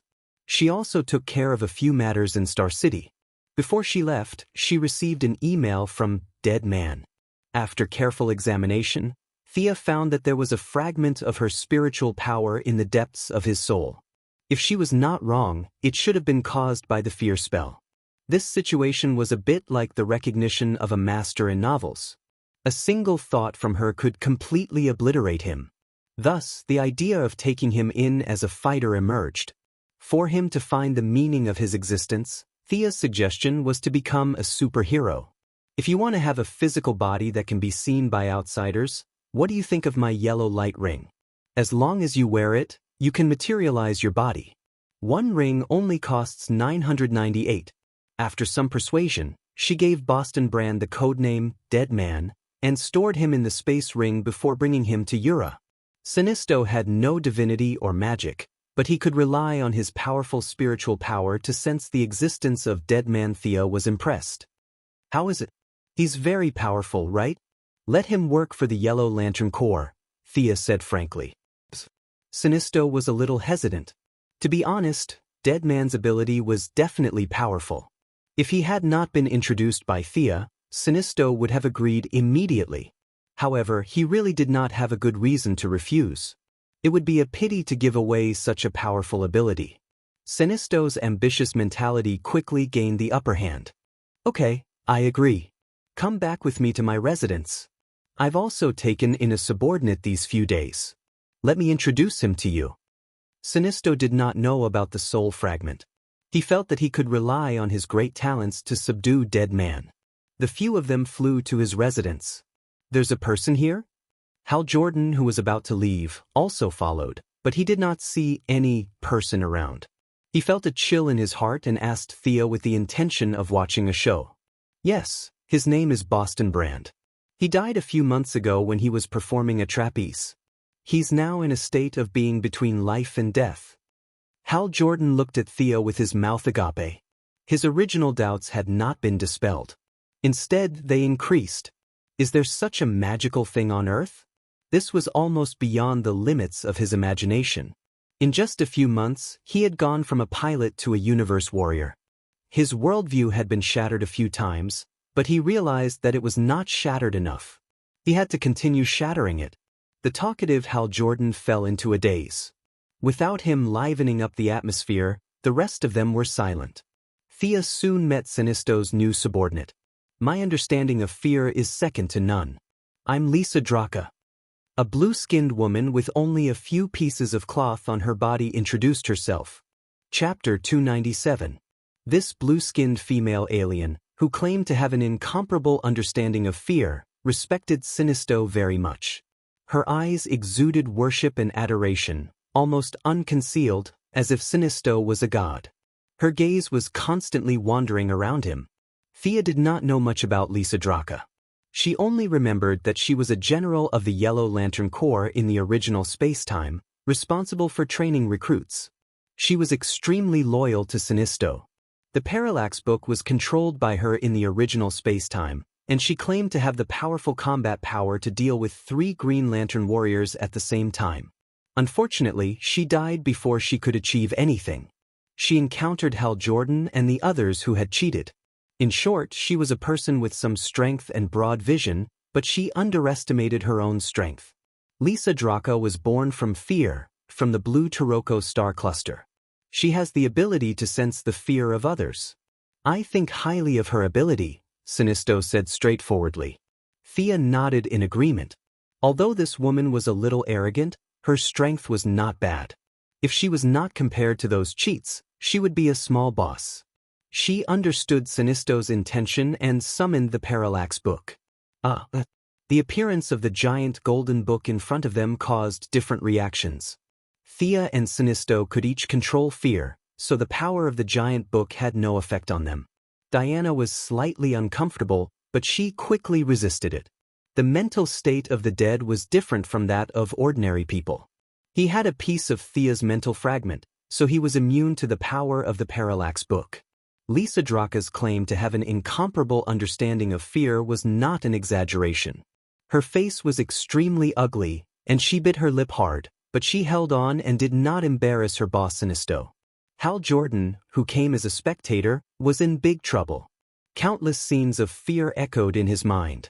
Just the scene of his father's plane accident when he was young appeared more than 10 times.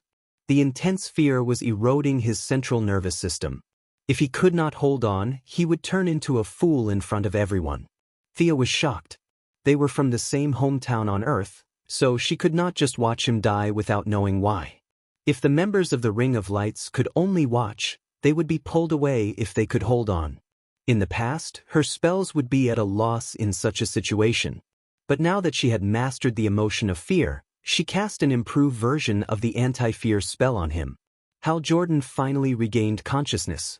He gasped for air and lay on the ground, unable to get up. She deliberately observed Lisa Draka's expression. This woman, who used to be the boss of the world and Sinisto's number 2, didn't dare to ignore Thea, who held the Parallax Book. She lowered her head slightly to show her respect. Not bad. I agreed to let her join the Yellow Lantern Corps. This was a tacit understanding between her and Sinisto. Both of them were very cautious when recruiting new members. Without Sinisto, there would be no new Yellow Lantern Ring, and without Thea, there would be no official member. However, both of them had plans for the future of the Yellow Lantern Corps. This conclusion could be drawn from the fact that they recruited new members almost simultaneously. Is there a new function in your book? Sinisto extracted the yellow energy. This energy was much larger than when they first met. The fear of the parallax demon was absorbed into this energy. Yes. Any intelligent creature that touches or looks at the parallax book will be intimidated by fear. Even if they manage to overcome the fear, their speed will be greatly reduced. Conquering fear will increase one's speed, and being affected by fear will slow one down. Thea explained the ability of the parallax book to Sinisto. This guy was the first person to recognize the Yellow Lantern Ring, so the book had no effect on him at all. This book had a lot of restrictions, but if used cleverly, it could result in great results. Thea initially thought of the few weak-willed speedsters. They ran all over the mountains like wild donkeys every day, so this book was the most suitable to deal with them. After understanding the effects of the parallax book, Sinisto lowered his head to create the lantern ring and said, "Why don't you let your new subordinate fight with mine?" This guy was indeed very competitive. He never forgot to compete. Thea did not mind. She also wanted to see how strong the dead man was. She immediately nodded. "Sure, as you wish." When Lisa Dracker heard that she was going to fight, she was not afraid at all. She stood alone in the middle of the field and waited for nearly half a minute. She was completely dumbfounded. Didn't he say he wanted to fight? Where is he? Who wants to fight with me? Is he here? In fact, the dead man had already entered the field. He just did not make the first move because he saw that she was not moving. Sinisto's speed of creating the lantern ring slowed down significantly. He was also concentrating on sensing the dead man's location. He also felt that this kind of invisible enemy was too troublesome. Even if they had earth-shattering power, it was useless if they could not hit the opponent. In the face of an unknown enemy, an invisible enemy, no matter who it was, they would feel fear. Sinisto could not help but glance at Thea. The guy she had chosen really fit the Yellow Lantern Ring's motto. Only the dead man could instill fear in the enemy. "I'm fighting an invisible person?" Lisa Dracker saw her boss Sinisto's serious face and knew that he was not joking. The enemy had already entered the field. It was just that she could not see him. However, no matter how she sensed, she did not feel anything unusual around her. She looked left and right to guard against the enemy's attack. Her expression was no longer as calm as before. Although she had not put on the Yellow Lantern Ring, she had caught Sinisto's eye not because she was brave but because she had some skills. Lisa Dracker's expression became extremely ferocious. The veins on her forehead bulged and her eyes rolled back. She panted heavily and looked around. Suddenly, she rapped her fist with mental strength and punched to the side. Under Thea and Diana's gaze, the dead man was sent flying more than 2 meters away by her punch. He rubbed his chin and floated in the air, seemingly in disbelief. Sinisto's expression was very smug. Thea also asked, "What's your subordinate's ability? I feel that her eyes are very strange." Thea relied on her eyes to make a living, so she was very sensitive to such abilities. Lisa Dracker has some ability to foresee the future. Unfortunately, it's limited. She can only foresee things related to herself in a small area for a short period of time. Since Sinisto had asked her to use it, he did not intend to hide it. To a certain extent, Thea's relationship with him was closer than his relationship with the Green Lantern Corps. There was no need to hide such obvious abilities. Thea nodded. She scoffed at Sinisto's ability to foresee the future. Lisa Dracker's ability was at most a prediction, but it was far from being able to foresee the future. Chapter 298. Not only was there a difference in their abilities, but even such a low-level prediction was a huge burden on Immortal's body. Looking at Lisa Dracker's expression, which looked like she was about to spit out her organs in the next second, it was obvious that this move was severely draining her energy and even her lifespan. Although she was Sinisto's subordinate, Thea could not let her consume so much energy. She signaled the dead man to attack and decide the outcome in one move. Having received her instructions, the dead man chuckled and jumped into Lisa Draka's body with a high platform dive. Sinisto immediately noticed the abnormality. Thea cast a magic eye on him so that he could see the battle between the dead man and Lisa Draka. Sinisto knew that Thea had some abilities beyond the light ring, so he was not surprised. He was surprised by the dead man who had half of his body in her body and was still trying to enter her body. He had a pale face, dark circles under his eyes, and was wearing a bright red bodysuit. Half of his body poked out from the blue-skinned Lisa Draka's back. At first glance, one would think that he was a deformed person. Sinisto could see because of Thea's magic, but Lisa Draka, a living alien, did not know magic. She only felt that something was desperately trying to enter her body. She knew that it was not a good thing, so she naturally tried her best to stop it. However, the dead man's move was extremely overbearing. Against ordinary people, like Nightwing, he could possess them directly. Batman's willpower was the best in the world. Although he was quickly chased out, he was still possessed for a few seconds.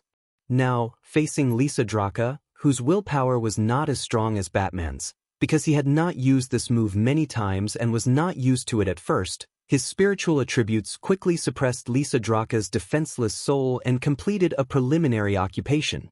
This ability? This is too strange. Sinisto, who had seen many things, was truly shocked. This was an unsolvable ability. Even he could not think of a way to deal with it in such a short period of time, without using any combat techniques or materialization, and directly taking over the nest.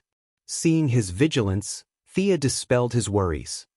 The dead man's move is very magical against ordinary people, but it lasts for a short time against people with strong willpower.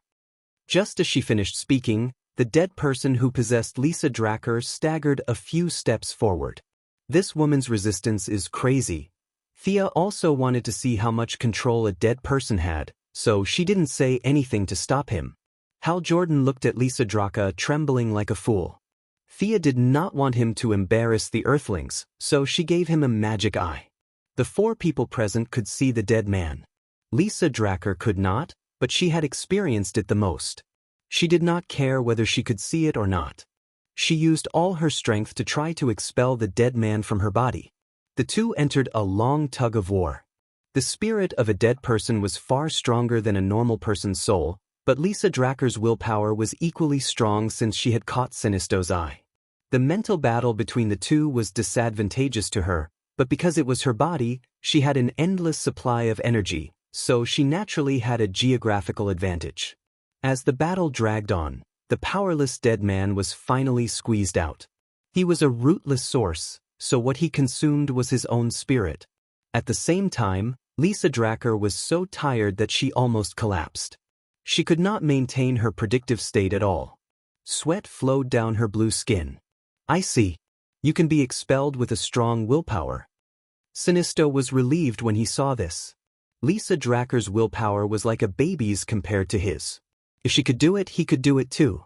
However, the dead man's ability was indeed extraordinary. Anyone with a bit of foresight could see that. Sinisto was very happy that such a person joined the Yellow Lantern Corps. Not long after, the third and fourth lantern rings were completed. Thea signaled for Lisa Draka to go first. Everything was the same as before. The only thing worth noting was that Lisa Draka recited the same oath that Sinisto had recited that day. After registering her name in the Book of Parallax, Lisa Draka went to the side alone to accept the knowledge of the lantern rings. There was a small problem when the fourth lantern ring was paired with the dead man. The power of the lantern ring was not for show. It could ignore the invisibility of the dead man, but there was a problem when it came to identifying the intelligent life form. The lantern ring circled him twice, but it could not determine which planet this life form came from. It could only say vaguely, "Intelligent life form has been identified." Boston Brand. You have the ability to inflict great fear on others. Welcome to the Yellow Lantern Corps. Thea wanted to laugh when she saw this. If the lantern ring was in human form, it would probably beat the wall when it encountered such a once-in-a-thousand-years fellow like the dead man. The dead man's oath was the same as Thea's. Thea and Sinisto looked at each other before looking away at the same time. The dead man who put on the yellow light ring immediately grasped the ability to materialize. He materialized a real person who looked 30 to 40% like him when he was alive. Although the yellow color didn't match his aesthetic, he had been a lonely ghost for so long. Now that he could be seen by others, it was already a great blessing. A little color was not worth mentioning. The lantern ring's function for him was to relive the feeling of being a human, and to use fear to break down the resistance of the other party when he occupied the other party's body. The dead man who materialized touched everything and seemed to be very satisfied with the objects he could touch. Hal Jordan was a little afraid of him at first, but after a few words, they found that they were surprisingly compatible. Both of them were jerks in the beginning, but later on, they regretted their character of wanting to be heroes. They talked about women, guns, and the future, and became more and more congenial. They were just short of becoming sworn brothers. Thea stayed on Yura for 3 days and met Arlene Su, Abin Su's sister, who was also Sinisto's wife, Solonique Nada, Sinisto's daughter, and Aman Su, Abin Su's son. After receiving a lot of gratitude, Thea took Diana and a few guardians to chat for a long time. After that, she found that there was nothing to do. She had been away from home for a long time, and it was time for her to return to Earth.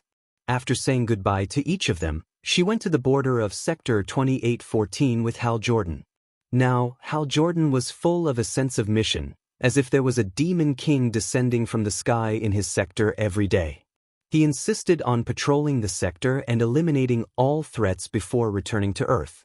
Thea could not be bothered with such a stubborn person. She could not tell him that most of the most dangerous demon kings in the entire universe were on Earth. The other planets were really safe. As long as he took good care of Earth, the entire universe would be saved. Thea did not need any dead men for the time being. Seeing that the two of them hit it off, she let him and Hal Jordan eliminate the evil in the nearby star sector first. After all, the lantern ring had the ability to communicate regardless of distance, so anything could be contacted. Holding Diana's hand, they landed in Europe. The two of them once again walked the same path as before. Comparing their memories, they walked and stopped along the way. It was also time for them to part for the time being. "I'll visit you next week," Thea said straightforwardly. "Okay, I'll wait for you." Diana's smile was still so beautiful, clear, and without a trace of impurity. The two of them kissed and said goodbye, one to the west and the other to the south. Chapter 299. After returning to Star City, Thea was quickly surrounded by many miscellaneous matters. The first to bear the brunt was to increase cooperation with the military. Both parties tested each other and got what they needed. The military believed that they could rely on Thea, a second-generation official on the same side as them, to clamp down on more and more unidentified superheroes. Thea also needed their tacit approval to continue making friends with the upper class and weave a huge network of connections. Both parties hit it off immediately. Quinn Corporation received a huge order from the military, which indirectly raised Quinn Corporation's not-so-good reputation. It also effortlessly received the task of rebuilding Seaside City. On the other hand, Thea also accepted the title of the military's special affairs consultant and promised to help the military solve some problems within a limited range. Although Diana had been found and the two of them met on weekends from time to spar, the construction of the temple did not stop. After all, it was the mission of the goddess of the night. Whether it was for the sake of reputation or practicality, it had to continue. Fortunately, this matter was not a big deal, but it was really not a big deal. With the tacit approval of many lobbyists and the military, the government finally officially submitted a consultation to the Turkish side. Of course, the so-called consultation was no different from an order. The Turkish side did not dare to say anything. Amidst the objections, a few joint construction teams entered the original site of the temple and began to do preliminary mapping work. Damien's plan to steal the sword had not been launched yet, but Barbara and Laurel had already left Star City. Their team had developed very quickly. Tommy, the stalker, was finally discovered by Barbara. When he learned that Laurel was also going to be a superhero, Tommy was both happy and worried. He shamelessly snuck into the originally all-female Raptor squad. Not long after, he rescued Helena, who was being chased by her biological father. The few of them fought bravely and defeated the Italian mafia. Helena, whose boyfriend was killed by her biological father, was very confused. She gave herself the code name Huntress and joined the small team in confusion. Thea was worried about them and flew to Gotham overnight. She saw that the team's cooperation was actually quite good. Barbara and Laurel were in charge of close combat, while Tommy and Helena were in charge of long-range combat. Among the four of them, Barbara had the most skills and experience, so she was naturally the leader. The Raptor squad officially made their debut, and the few of them had the intention to replace Batman in protecting Gotham. Everything was on the right track. Thea began to reflect on her own enhancement. Now that she was not lacking in attacking methods, her speed was also extremely fast with the help of the light ring. The only thing that troubled her was the problem of defense. The forging gods of several divine systems were all famous for forging divine weapons. Very few of them would spend their divine power to forge armor. Thea thought about it repeatedly and decided that she could only forge this armor herself. However, to use modern scientific knowledge to make an armor that could cope with future battles, even with the Atomic Man's atomic suit as a reference, the workload was still enormous. It required a huge amount of data calculations. The artificial intelligence plan from before was once again placed on the table. Regardless of whether it was to make armor or not, the artificial intelligence would provide comprehensive help to her enhancement. Thea's original plan was that with so many planets in the universe, there must be a few with artificial intelligence. However, there were too many people eyeing the Advanced Technology Laboratory in Central City, so she was ready to give up. However, after going around the various planets in the universe, she found that no matter how advanced the technology was, there was no artificial intelligence. It was only until she brainwashed the higher-ups of a certain planet that she found out that because Brainiac, a level 12 artificial intelligence robot, was too big of a threat, the various high-tech planets had formed an alliance and agreed to supervise each other and give up on the development of artificial intelligence. Earth, on the other hand, was too low-level, so no one paid attention to it. In other words, the only artificial intelligence that could help Thea and get her hands on it was Reverse Lightning, the original Gideon that was created in Central City in the 25th century by a transmigrator. Hello, Professor Snow. I'm Thea Quinn. Nice to meet you. After half a year of studying, Thea successfully obtained her graduation certificate from Princeton. Now, when she greeted people again, she finally avoided the awkwardness of graduating from high school. After all, it was an Ivy League university, so she could get a good job if she went out to apply for a job. Caitlin Snow's postgraduate studies did not take much effort. Caitlin was just 28 years old this year. Although she was qualified to teach postgraduate students, she was too inexperienced. Those who graduated from famous schools looked down on her, and she also looked down on those who came from ordinary schools. In the past few years, she had not seriously taught any students. Caitlin Snow's mother ran a large-scale pharmaceutical company. She also knew Moira. With their relationship going around in circles, plus Thea's good grades and being a girl, she had no reason to refuse. The two of them met briefly in the coffee shop. Caitlin Snow did not have any aura at all. She looked like a yes man and was easy to bully.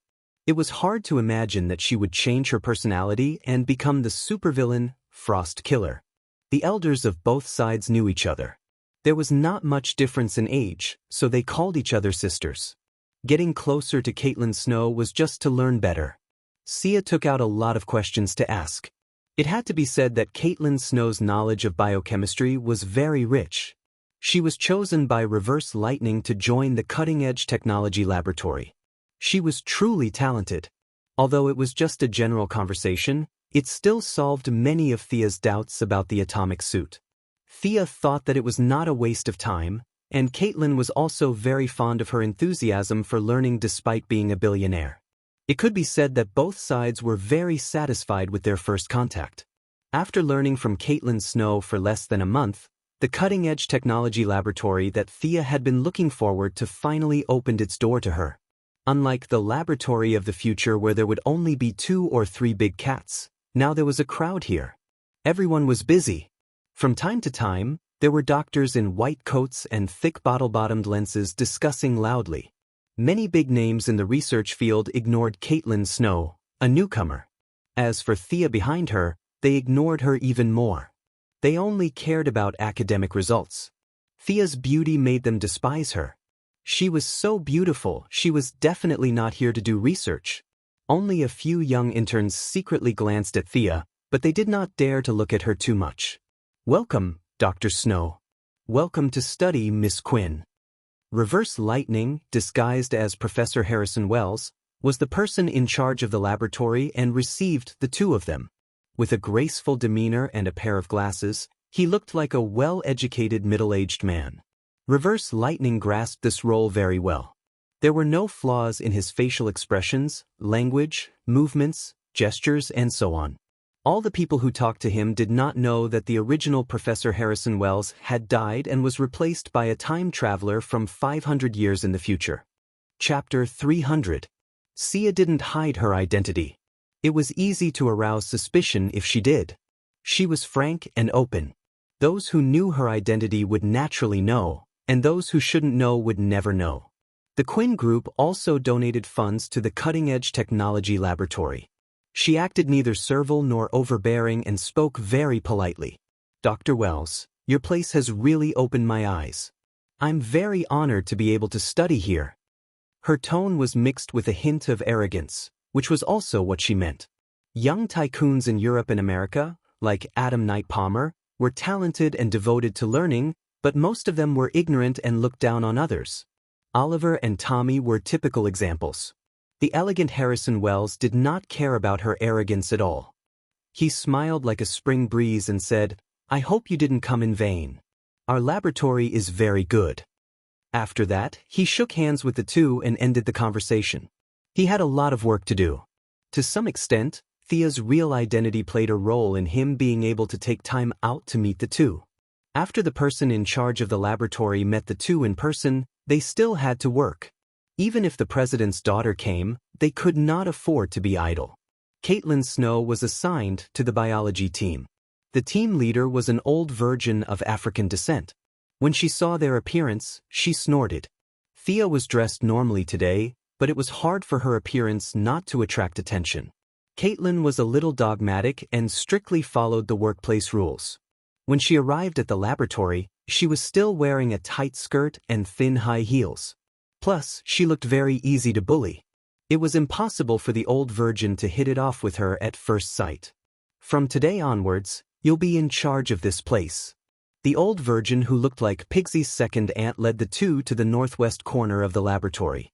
She pointed to a row of bungalows and then walked away with her huge hips swaying. The two looked at each other. Caitlin was not a fool. If she did not feel anything when being targeted, there must be something wrong. However, she really did not know how she offended the old virgin. For a moment, she was a little confused and bit her lip. Thea did not care. In this society, people judged people by their appearance. Superficial people were everywhere. She could not be angry. "Let's go in and take a look." Thea was not afraid at all. Even if it was an alien teleportation portal, she could still fly back. She pulled Caitlin along and walked in. Those who did not know would think that she was a teacher and Caitlin was a student.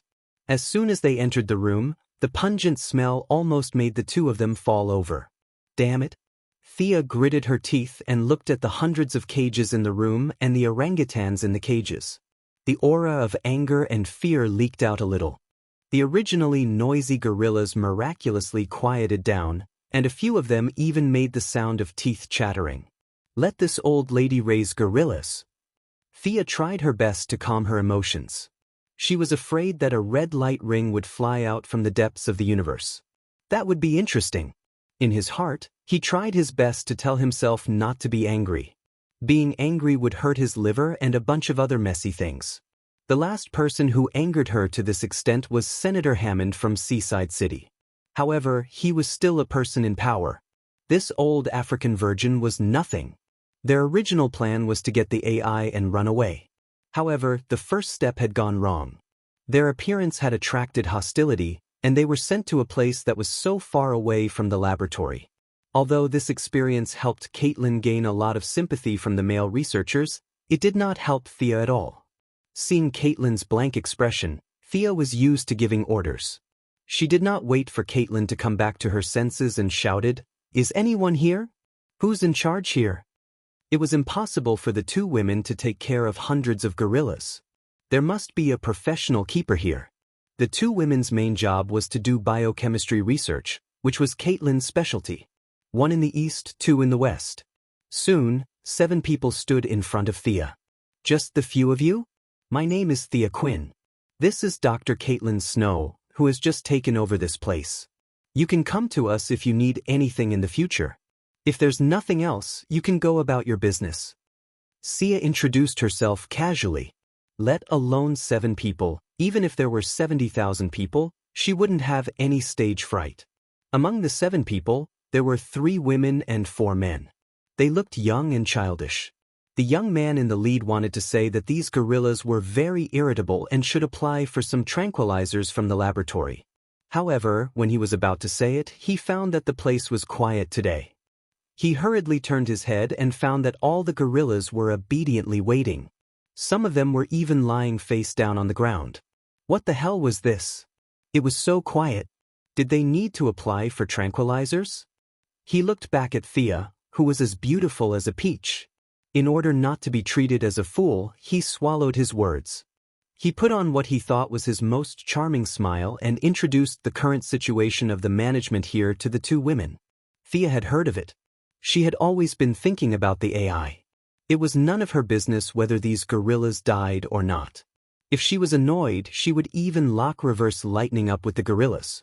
Caitlin listened attentively. She asked questions from time to time and made special notes. The 2 women followed the young man inside. Thea took a banana from the table and threw it into the cage when she saw a gorilla that she liked. Although she had not specifically practiced darts, the basic skills were there for all to see. The banana drew a beautiful arc as it passed through the gaps of the iron cage. The young man watched as a banana hit the gorilla's head with a bang. In the past, the gorillas would have been furious, but today, they were all well behaved. Some of them even looked at Thea with a fawning expression after being hit. *CK. The young man felt that this scene was a little different from his past experience of rearing gorillas. Were these gorillas all wretched? He had treated them so well that they would bare their fangs at him for no reason. Now, Thea was casually throwing bananas at the young gorillas, but none of them dared to fight back. The young man felt that he had found the trick to rearing gorillas. Thea did not know that her casual action had set a bad precedent for the young man who was determined to be the best breeder in the world. She casually walked past a row of young gorillas. With her powerful visual memory, she remembered the names of the gorillas even though she was not paying attention. Penrith, Gertrude, Cohen. She took 2 steps forward and suddenly realized what she was looking at. She stopped in her tracks and walked back to the nameplate marked with Gertrude. She looked at the skinny and listless gorilla inside. Gertrude. Thea could not believe it. Gertrude was the nemesis of the Flash, a highly intelligent gorilla with telepathy and mind control. This guy's future achievements would surpass 90% of the Earth's villains. But was this really the gorilla she knew? Chapter 301. In the future, Jared was 5 meters tall and weighed several tons. It was impossible to say that he was weak. Thea only remembered that Jared gained the ability to control minds after he was secretly experimented on by the military and Reverse Lightning. Even Reverse Lightning used him as a trump card. Jared was cruel to all of his enemies. He was only slightly nicer to Caitlin. Was it because Caitlin was arranged to be here in the original time and space that they met? Thea probed with her psychic power and was a little disappointed. She could not find anything unusual about the little ape in front of her. Was it caused by anger? Thea threw another banana at the ape's face. The little ape rubbed its face and lay on the ground weakly, not daring to resist. Did she remember wrongly, or was it a mutation caused by the experiment? Or was it someone with the same name? There were too many possible reasons. Thea made a mental note of her doubts and planned to verify them in the future. When it was almost time to get off work, more than 10 researchers, both male and female, asked the 2 girls to have a meal. Thea was not interested at first, but Caitlin did not want to refuse such a welcome dinner. She almost begged Thea to go with Caitlin. Along the way, several male researchers with excessive hormone secretion tried to show off their talents, trying to attract their attention. Thea looked at a Latino man who did not speak much. His name was Cisco Ramon, a superhero codenamed Shockwave in the later stage. His ability was to open a passage between different dimensions and attack enemies with powerful vibration waves in battle. Of course, he did not have any superpowers now, just like Caitlin Snow. However, his value, even in the later stage, was not reflected in his fighting ability, but in his mind and wisdom. Many of the technological weapons he invented were not inferior to Batman's. Even the original version of Captain Frigid's freeze gun that Thea obtained from the future was his work. Thea picked out a few questions about the freeze gun and chatted with him, but soon Thea could not continue. Cisco Ramon was staring at her face and did not listen to her at all. You're talking about the pressure reducer, right? I think we can do it this way. Someone beside him nudged him, and only then did Psyker Ramon snap out of his daze. It had to be said that this person was really smart. He actually remembered Thea's problem even though he was in a daze, and racked his brains to think of a solution for her. This frost gun was designed by him in the future. Naturally, it was very compatible with the knowledge he had learned. Captain Lung Han's IQ and EQ were very high, but he only graduated from high school. There were very few places that could be modified. Cisco Ramon only felt that the questions this unbelievably beautiful woman had asked him were all questions he was best at. At first, he was still a little nervous, but when it came to topics he was good at, he did not have to use too much of his brain. From the beginning, he could draw inferences about other things from one example to the next. Even though he did not really understand what Thea was asking him, he still broke it down and explained it to her. Cisco Ramon did not have a doctorate. In addition to his ordinary appearance, he kept a low profile among a group of academic giants. Later on, he and Caitlin Snow became important members of the Flash team. Even Reverse Lightning praised Cisco Ramon as his son. This was not about his looks, but Cisco's intelligence and wisdom had moved Reverse Lightning, who had transmigrated from the 25th century. The relationship between Cisco Ramon and Reverse Lightning was a little like the relationship between Malcolm and Oliver in Star City. They had mutual recognition and admiration for each other, but because they were in different positions, they had to kill each other. Could it be that this beautiful woman has taken a liking to me? Seeing that Thea was listening attentively, Cisco Ramon could not help but think. For a moment, he felt so happy that he could fly. He explained everything he knew, whether it was related or not. Thea felt that she had learned a lot. After all, Captain Lung Han was the original creator of the frost gun. He was able to analyze the principles behind many things that Captain Lung Han did not know. She believed that as long as Thea summed it up, she would be able to create the frost gun when she returned. When you heat the aziridine to 100 degrees Celsius, and at the same time add the ring 3 structured polymers. Can you do this? After asking about the frost gun, Thea began to ask about the atomic suit. To some extent, these questions had already surpassed Cisco Ramon's knowledge. The atomic suit's technology, which even Reverse Lightning admired, was not something that Cisco, who was still a rookie, could explain. However, Cisco Ramon was also a genius. He was able to use his existing knowledge to explain many of the atomic suit's technical principles. Although it was not the correct direction, it was still an eye-opener for Thea. As Thea continued to throw out profound questions, Cisco Ramon's wild imagination was suppressed by the spirit of science. He regained the seriousness of a scientist and began to discuss with Thea in detail. At first, the people in the advanced research lab were just there to watch the show. However, as the content of the discussion became deeper and deeper, the few people who thought that they were scientists also joined in. This made Ronnie Raymond, who had been preparing for dinner all afternoon, feel a little depressed. Shouldn't they be talking about fashionable men and women? You guys are here to cause trouble by discussing all kinds of chemical reactions in the bar. More importantly, he had seen Thea's picture before. When he saw the people around Thea fawning over her, he could not help but sneer. These idiots don't know anything. The chairman of the Quinn Corporation is worth billions. Why would she be interested in ordinary people like you? Ronnie Raymond's family background could barely be considered top-notch. He had access to a lot of rumors, both true and false. The most popular rumor in the small circle was that this Thea had bewitched Bruce Wayne of the Wayne Corporation. The two of them were working together to build some kind of temple. Many people overinterpreted the rumor and thought that the temple was fake. Why would they need to test the reaction of the higher-ups? It was an obvious thing. The Wayne Corporation and the Quinn Corporation were going to form a marriage alliance. The alliance of the two giant corporations would attract the interests of all parties. Therefore, they made up a story about building a temple to test the reaction of the higher-ups. Competing with the playboy Bruce Wayne? Ronnie Raymond had never thought that it would be so challenging. Thea was not on his list of targets. His target was Caitlin Snow. The two of them had similar family backgrounds and were about the same age. Most importantly, Caitlin Snow looked weak and easy to bully. She was the most suitable candidate for him. Thea went on dates with Diane on weekends.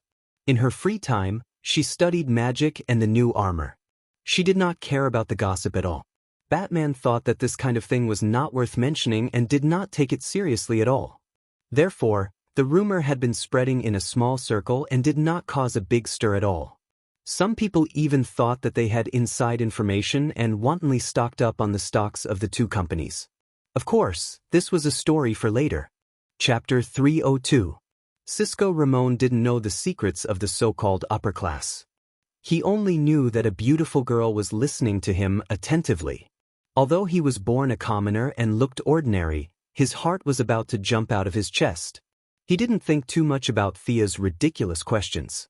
He only hated himself for not reading more books and learning more knowledge. Thea nodded silently. After Cisco explained with all the knowledge he had learned in his life, and with her efforts during this period of time, she finally understood about 50% to 50% of the Atom Man's suit, but this was the limit for now. The current Cisco Ramon was still a far cry from the Atom Man in his prime. Plus, the two had different research directions. To be able to explain to this extent was already a testament to his research ability. Unfortunately, this guy was going to be a celebrity in the future. Knowing his achievements, Reverse Lightning would never let him go. Otherwise, he would definitely be a good helper in the Quinn group. The gathering didn't last long and soon dispersed. After all, there was a lot of work in the laboratory, and it was enough for them to get to know each other. Cisco Ramon didn't call for a cab. His left and right legs were trembling as he walked back to his apartment. He rubbed his face hard. He couldn't remember what he had said the entire night. All he remembered was that he had discussed applied science with a beautiful woman for half a day. Hating his lack of knowledge, he took out 2 books and prepared to read more.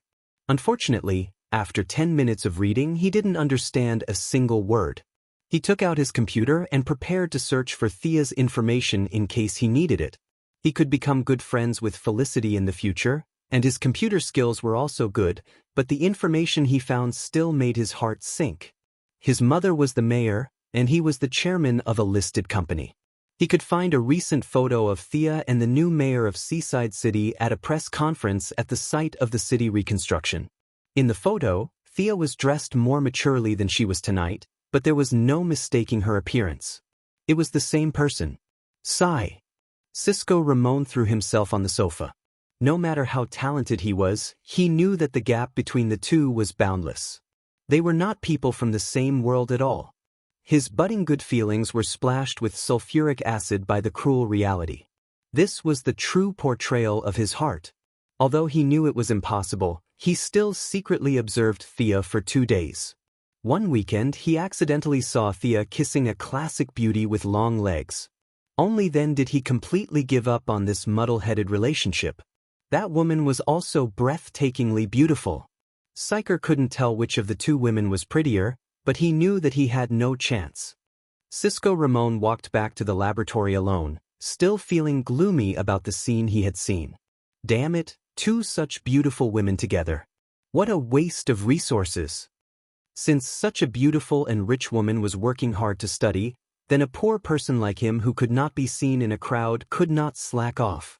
Psyker Ramon turned his grief into strength as he put away his frivolous personality and began a new round of learning.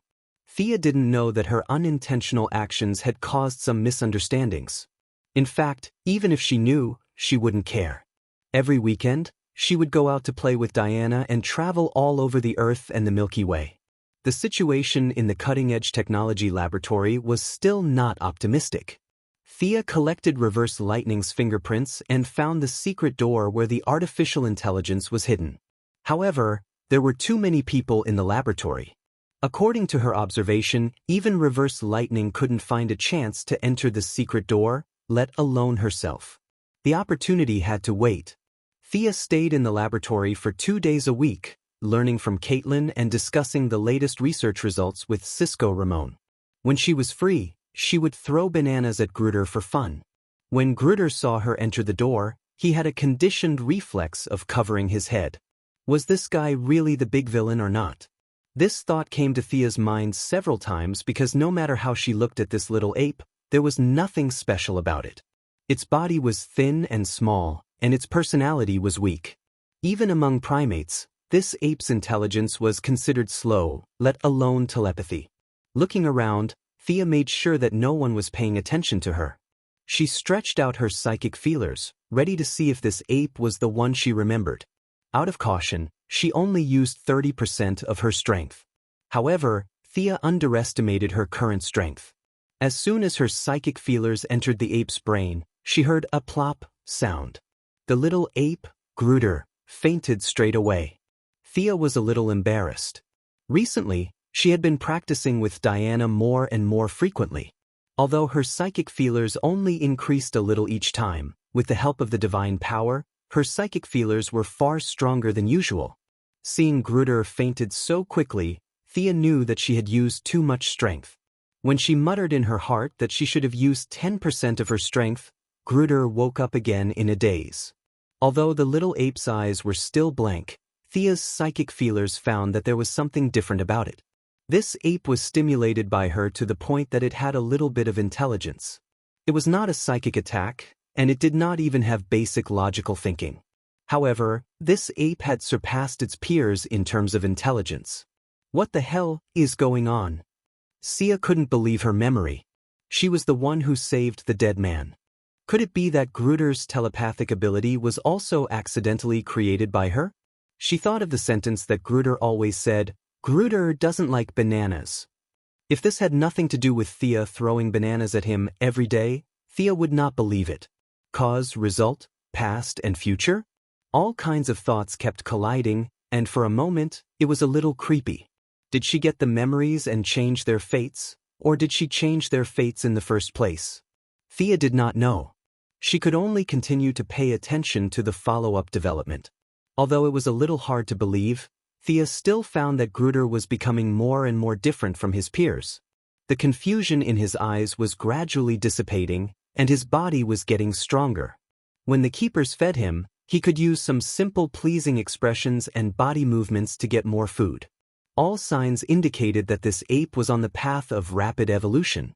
Thea observed for 2 more days and decided not to wait any longer. She was 70% sure that this ape was Gruder, the one who had beaten the Flash. Those who are not of my kind must have a different heart. This was the true portrayal of Gruder's life. He had always thought that he was better than human beings, and his life's goal was to destroy human beings more efficiently. Gruder was completely different from the dead. Although the dead were jerks, they were essentially good people. Chapter 303. If Thea was a true hero from Earth, he would have killed her without hesitation. Unfortunately, she was not. If she was not an Earthling, then what about all the aliens in the universe? Although Grud was a freak in the eyes of the people on Earth, there were countless creatures that were even weirder than him in the universe. They couldn't just kill all of them in the name of justice. Thea wanted to imprint her own mark on Gertrude's mind before he grew up. The mark would grow stronger as Gertrude grew, but at the same time, it would also give him power. This power was none other than the hinting technique that Thea used to deal with the leaders of the Owl Court in Gotham. As Gertrude's mental power broke through the threshold of his species, he would usher in an unprecedented period of growth. At that time, The hinting technique that was imbued with Thea's mental power would be completely integrated with Gertrude. If nothing went wrong, it would become a powerful skill that would become famous in the future: mind control. It's hard to imagine. I really created this guy, Thea muttered to herself. Everything was so strange. It was her secret intervention that created the gorilla that would shake the entire central city in the future. Gertrude was not a mutation caused by the military's experiments. It was understandable that the military had done thousands of experiments, but why was Gertrude the only one that stood out? It was because there was a mastermind behind it, and the military was just a scapegoat. Without any self-awareness of being the mastermind behind it, Thea's psychic implantation was unusually smooth. Gertrude's resistance was weak and almost non-existent. Her psychic implantation was like a fierce robber. She kicked the door open and moved into the best house. No matter how much the robber yelled, he would not make a sound. Thea did not stay in Central City for long. She hurried back to Star City because Malcolm had returned from his trip around the world. Malcolm, who had been working hard, did not look as gloomy as before. His originally white skin had a tendency to develop in the direction of tanning. "I've gained a lot. I've found an important clue about the Merlin family." This was the first sentence that Malcolm said when they met. Now, that necklace was nothing to Thea. She had already completed her foundation. The first half of the necklace was a wind elemental acceleration spell, while the second half was a water elemental healing spell. With Thea's current attainments in magic, she could easily cast it. However, seeing how serious Malcolm was about this matter, she did not say much. "You seem to have a lot of connections with the military now?" Malcolm asked worriedly. Cooperation with the military is inescapable for the development of the Quinn Group. On the other hand, it can also deepen my mother's foundation in the political world. They complement each other. Thea answered with certainty. The United States was a global hegemon, and its military was far more powerful than what the media had reported. Although she knew that there would be a lot of trouble, this was the price to pay for climbing to the top. Malcolm stared into her eyes for a long time before nodding. "All right, I trust your judgment." He then took out a stack of documents and handed them to Thea. "What is this?" Thea flipped through the documents. "The shares of the Merlin Group. You want it?" "Yes, your achievements far exceed mine. The Merlin Group is just a past for me. It's also a burden for Tommy. Although I don't know what your plan is, it'll increase your weight in the military." Malcolm's face was solemn when he said this, but his words were full of love. Even though Thea did not show her feelings easily, her eyes were still a little red. She did not know whether she should accept this gift or not. "Take it. I'll stay in England for the next few years and continue to investigate. I think he's doing well in Gotham. I still have a lot of property that he inherited. It should be enough for his daily expenses. My daughter, you are my pride. You are a gift from the gods. There's not much I can do for you, but you must accept it. Don't expose our relationship. You know how much Tommy loves his mother. If he knows the truth, our relationship as father and son will be over. You must keep it a secret." Thea's nose twitched. The father-son relationship was just an excuse. Malcolm was afraid that her identity as an illegitimate daughter would be a stain on his reputation. He used a casual tone to cover up their relationship. "Daddy." Thea could no longer control her emotions. Even though she felt sorry for old Robert, she was still touched by Malcolm's fatherly love. All right. You're so busy. Take the documents away. We'll hold a press conference in a few days." Malcolm shoved the documents into her hands and pushed her out of the room. Thea smiled. The old man was not good at expressing his feelings. His eyes were red around the rims, even though he was speaking harshly. Thea went through the documents when she returned to her residence. They were notarized documents for the gift of shares. She just had to sign it and it would take effect immediately. Thea kept the documents after reading them. She was not in a hurry. She took out the few drops of God's blood that she had collected after the battle with Horus. There were 6 drops in total. 4 of them were ordinary drops and the other 2 had higher energy content. 1 drop of the ordinary God's blood was used to save the Atom hero. Thea absorbed another drop on Paradise Island. She also absorbed a drop of the higher energy content later. There are only 3 drops left. How do I split them? Thea rubbed her chin and pondered. She had originally planned to give one to each of her parents and the rest to herself. However, the god's blood was no longer of much help to her body. Even if she sparred with Diana a few more times, the effects would be better than the god's blood. She decided to leave 1 drop for Tommy. Although he did not know about their relationship, he had given up the Merlin group. No matter how she looked at it, she should compensate him.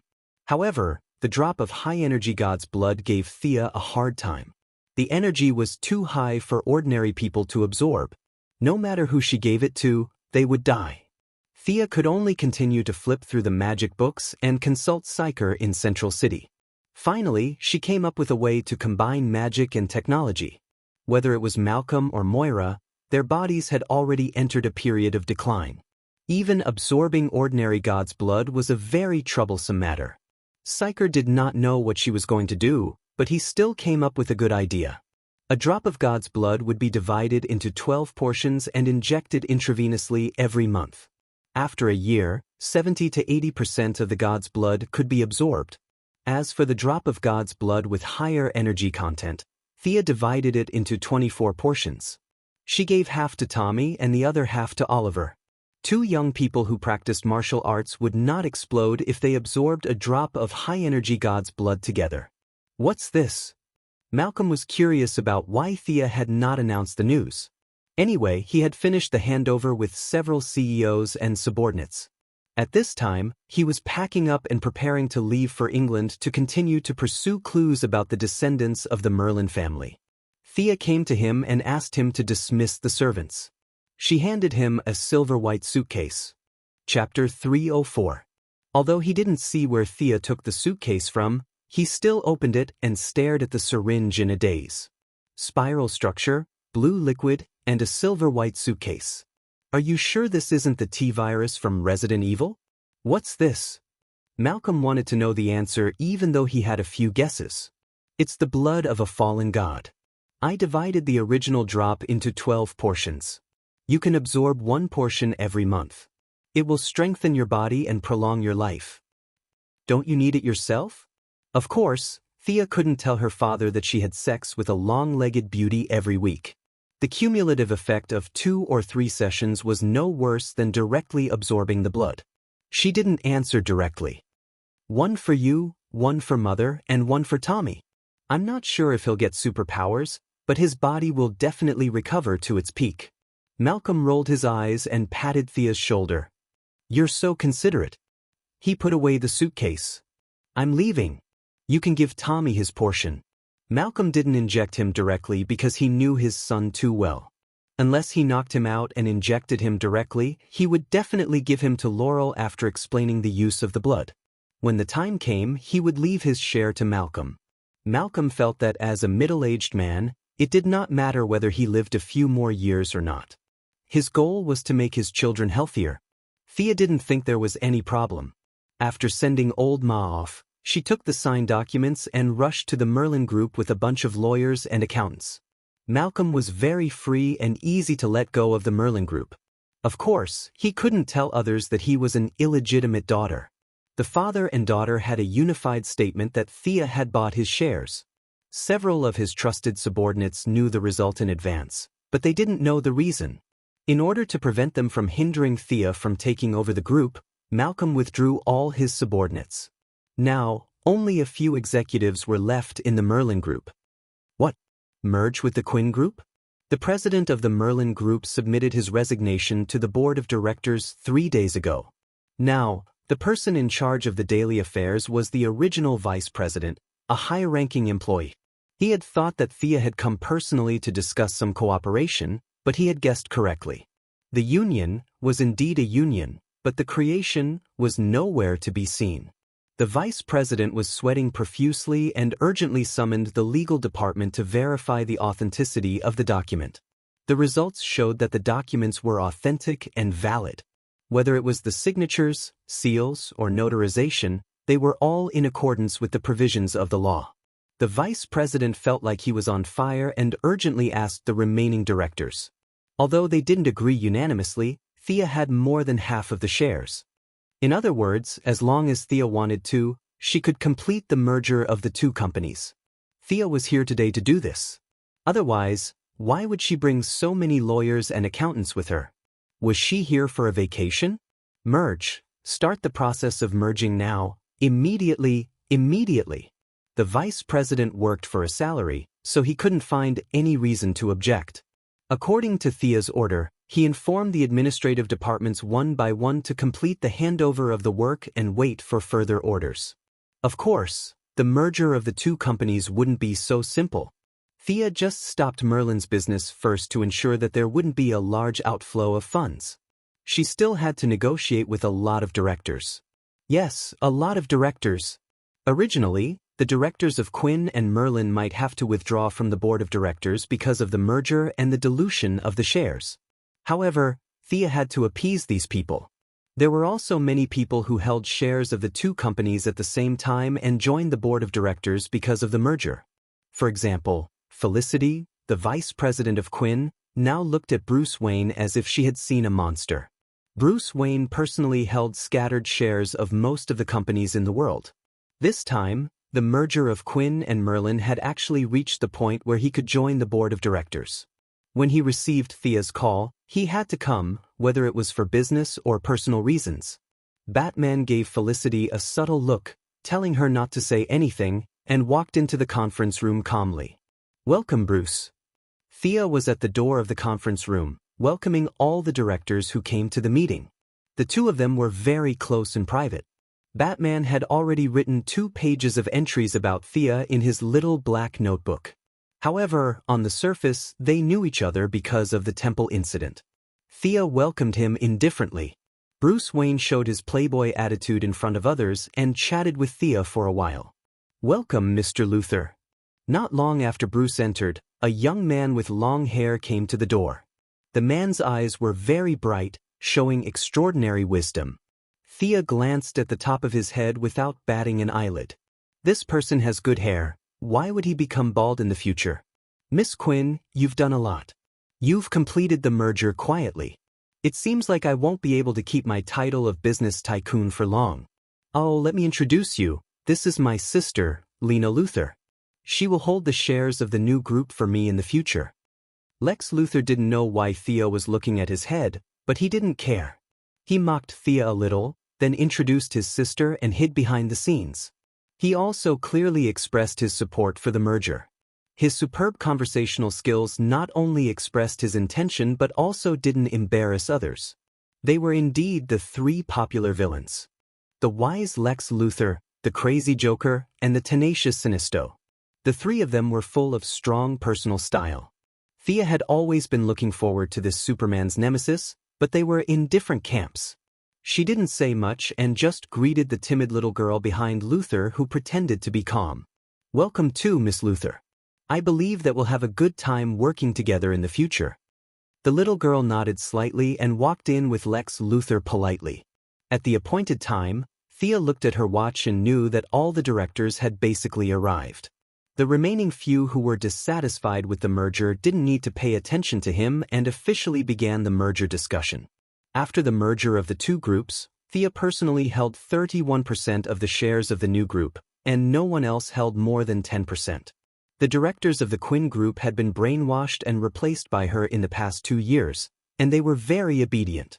Several of the Merlin group's shareholders had received Malcolm's signal and didn't dare to disobey. The remaining shareholders who were controlled by the government and the military expressed their support.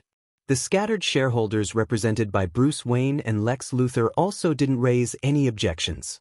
A giant multinational business group with a market value equal to that of the Wayne Group and the Luthor Group was born in this conference room. The group was named Quinn Merlin Group in honor of its predecessors. In the next few days, Thea was very busy. The same departments were merged, and different departments were expanded or abolished according to the situation. All kinds of directors were busy expressing their loyalty and talking about their ideals. They blocked Thea for 3 days, making Diana think that she was besieged and almost pulled out her sword to save her. Chapter 305. How annoying! Thea sent away another middle-aged man with an extraordinary aura. She threw away her pen and stood by the window, looking into the distance. The middle-aged man who spoke to her before was just a small shareholder. Logically speaking, Thea would not have the right to meet him personally. However, although this person's status was low, he had many people behind him.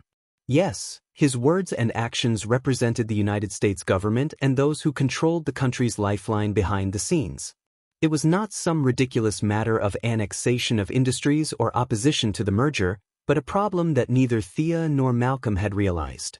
The merger of Quinn and Merlin had resulted in the new group's business covering military research and development, new energy mining, urban construction, shipping, and many other fields. The group had nearly 100,000 employees. Perhaps this was not enough to attract the government's attention. What was worse was that Moira was the mayor of Star City and Thea was wantonly merging the groups under her rule. After the merger, the new group would be the largest in Star City. With Moira's help and the collusion between the government and the businessmen, were the mother and daughter planning to change the name of Star City to Quinn City? In the free and democratic United States of America, there must be no news that could be attacked by an indescribable country. The middle-aged man who had just walked out of Thea's office was only there to test the waters. He had been talking for a long time just to send a message. Could the group's headquarters be moved appropriately? As for where to? The higher-ups felt that the two international metropolises in United States of America were more suitable for the new group's positioning. Thea politely sent the middle-aged man away. She was now a big shot who could shake the ground with a stomp of her feet. It was impossible for her to agree to a small fries request immediately. There were a lot of problems involved. Looking through the floor-to-ceiling window at the construction workers in the distance, Thea let out a sigh of relief. Damn it, what kind of international metropolis is this? Isn't it just Gotham and the metropolis? These two places. From a business perspective, the metropolis was definitely beneficial for the group's development, but Thea really did not want to go. How free was she to go to the metropolis and Gotham to make money? However, it was indeed inappropriate not to move. At least it would affect Moira's career. This was something Thea did not want to see. Which was more important, the value of her mother's life or the safety of the group's employees? Thea didn't even think about it and automatically chose the former. From her point of view, Metropolis and Gotham were definitely in danger, but with her current strength, the danger was not great. The speed of the yellow light ring was the fastest among all the lights. If even Thea could not escape, then there were not many who could. He told his assistant to check if the corporation had any land in the metropolis or Gotham. The new headquarters had to be built tall and big. Once the news spread, the government would know what he meant. They would also take care of him within the rules. Fortunately, the relocation of the headquarters could be delayed for a long time. In the short term, Star City was still Thea's headquarters. However, there was only one headquarters. Should he choose Metropolis or Gotham? Although Gotham was very familiar, Thea did not like the weather there. Although they did not stop the rain, the clouds accumulated too quickly. If they relaxed for a few days, the sky would be filled with dark clouds again. Although Thea could absorb sunlight and moonlight, she could not absorb sunlight that was blocked. If she stayed in Gotham for a long time, her speed of strengthening would be much slower. On the other hand, the Court of Owls was involved in all aspects of Gotham. Logically speaking, if she brought a large corporation there, it would definitely cause conflict. If the conflict was small, it would be easy to expose the fact that she secretly controlled the court. If the conflict was big, it would be too troublesome to fight with her own people. After considering all the factors, Thea gave up on Gotham and prepared to move to Metropolis. The government was very happy to hear that she was going to move to Metropolis. They did not know about Thea's concerns. From their point of view, they also hoped that Thea would go to Metropolis. Gotham was chaotic and disorderly. Wayne Enterprises was controlled layer by layer. The government was not afraid of Bruce Wayne doing anything big. On the contrary, the extremely egotistical Lex Luthor was a headache for them. The Luthor Corporation was impenetrable under his management. Lex's parents had deep connections in Shangjingjun, so they could not touch him. Lex Luthor had a genius mind, an arrogant personality, and huge financial resources. How could he not arouse fear? How could that be?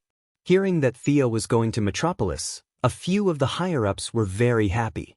They instructed their subordinates to handle the merger of her new corporation as soon as possible. The government gave the green light. The work that would have taken at least 3 months was completed in a little more than a month. The Quinn Merlin Corporation's big name officially appeared on the stock exchange. Although the shareholders did not understand how these two corporations, whose businesses were not related at all, could be combined, a large number of people still eagerly threw money into the Quinn Merlin Corporation when they saw the corporation's new shares soar. Because of the government's influence, either overt or covert, Thea's personal value reached an all-time high. It even approached Bruce Wayne for a while. Many calm shareholders quickly figured out that something was wrong and sold a portion of their shares. However, Thea, who had invested a lot of money beforehand, still made hundreds of millions of dollars by buying low and selling high. If this large sum of money was placed in an indescribable country, it would definitely be invested in real estate. However, Thea took out a map and looked around, trying to find a city without a superhero. Unfortunately, she could not find it. If she bought a house in this world, she would just be waiting to be flattened by bad aliens. After pocketing the money, just as Thea thought that her days would continue like this, Amanda Waller of the Heaven's Eye Society personally came to visit. After getting in touch with the military, Thea was no longer as anxious about the Heaven's Eye Society as before. She knew that she was up to no good, but she could not kick her out. "Sister Amanda, you're looking for me? You see, I'm very busy now." Thea pointed at the documents on her desk. The new corporation had more than 10 presidents and vice presidents, but in the early stages of the merger, there were many things that she needed to make decisions on. These people could not help her. She did not even have time to go on a date with Diana last week. Instead, she called Diana to her office and closed the door to read the documents for the whole day. "There is something that I need your help with." Amanda lowered her attitude. She was no longer the kind of person who would come and go as she pleased. Thea was not someone who did not know what was good for her. Since she had received respect, she put down her pen and waited for her to continue. "I have a doctor named Joan Munn in archaeology. She's very capable. A month ago, she accidentally fell into an ancient cave while she was on an expedition in Peru. After we rescued her, several medical experts couldn't do anything about her condition. Her consciousness seems to be a little confused.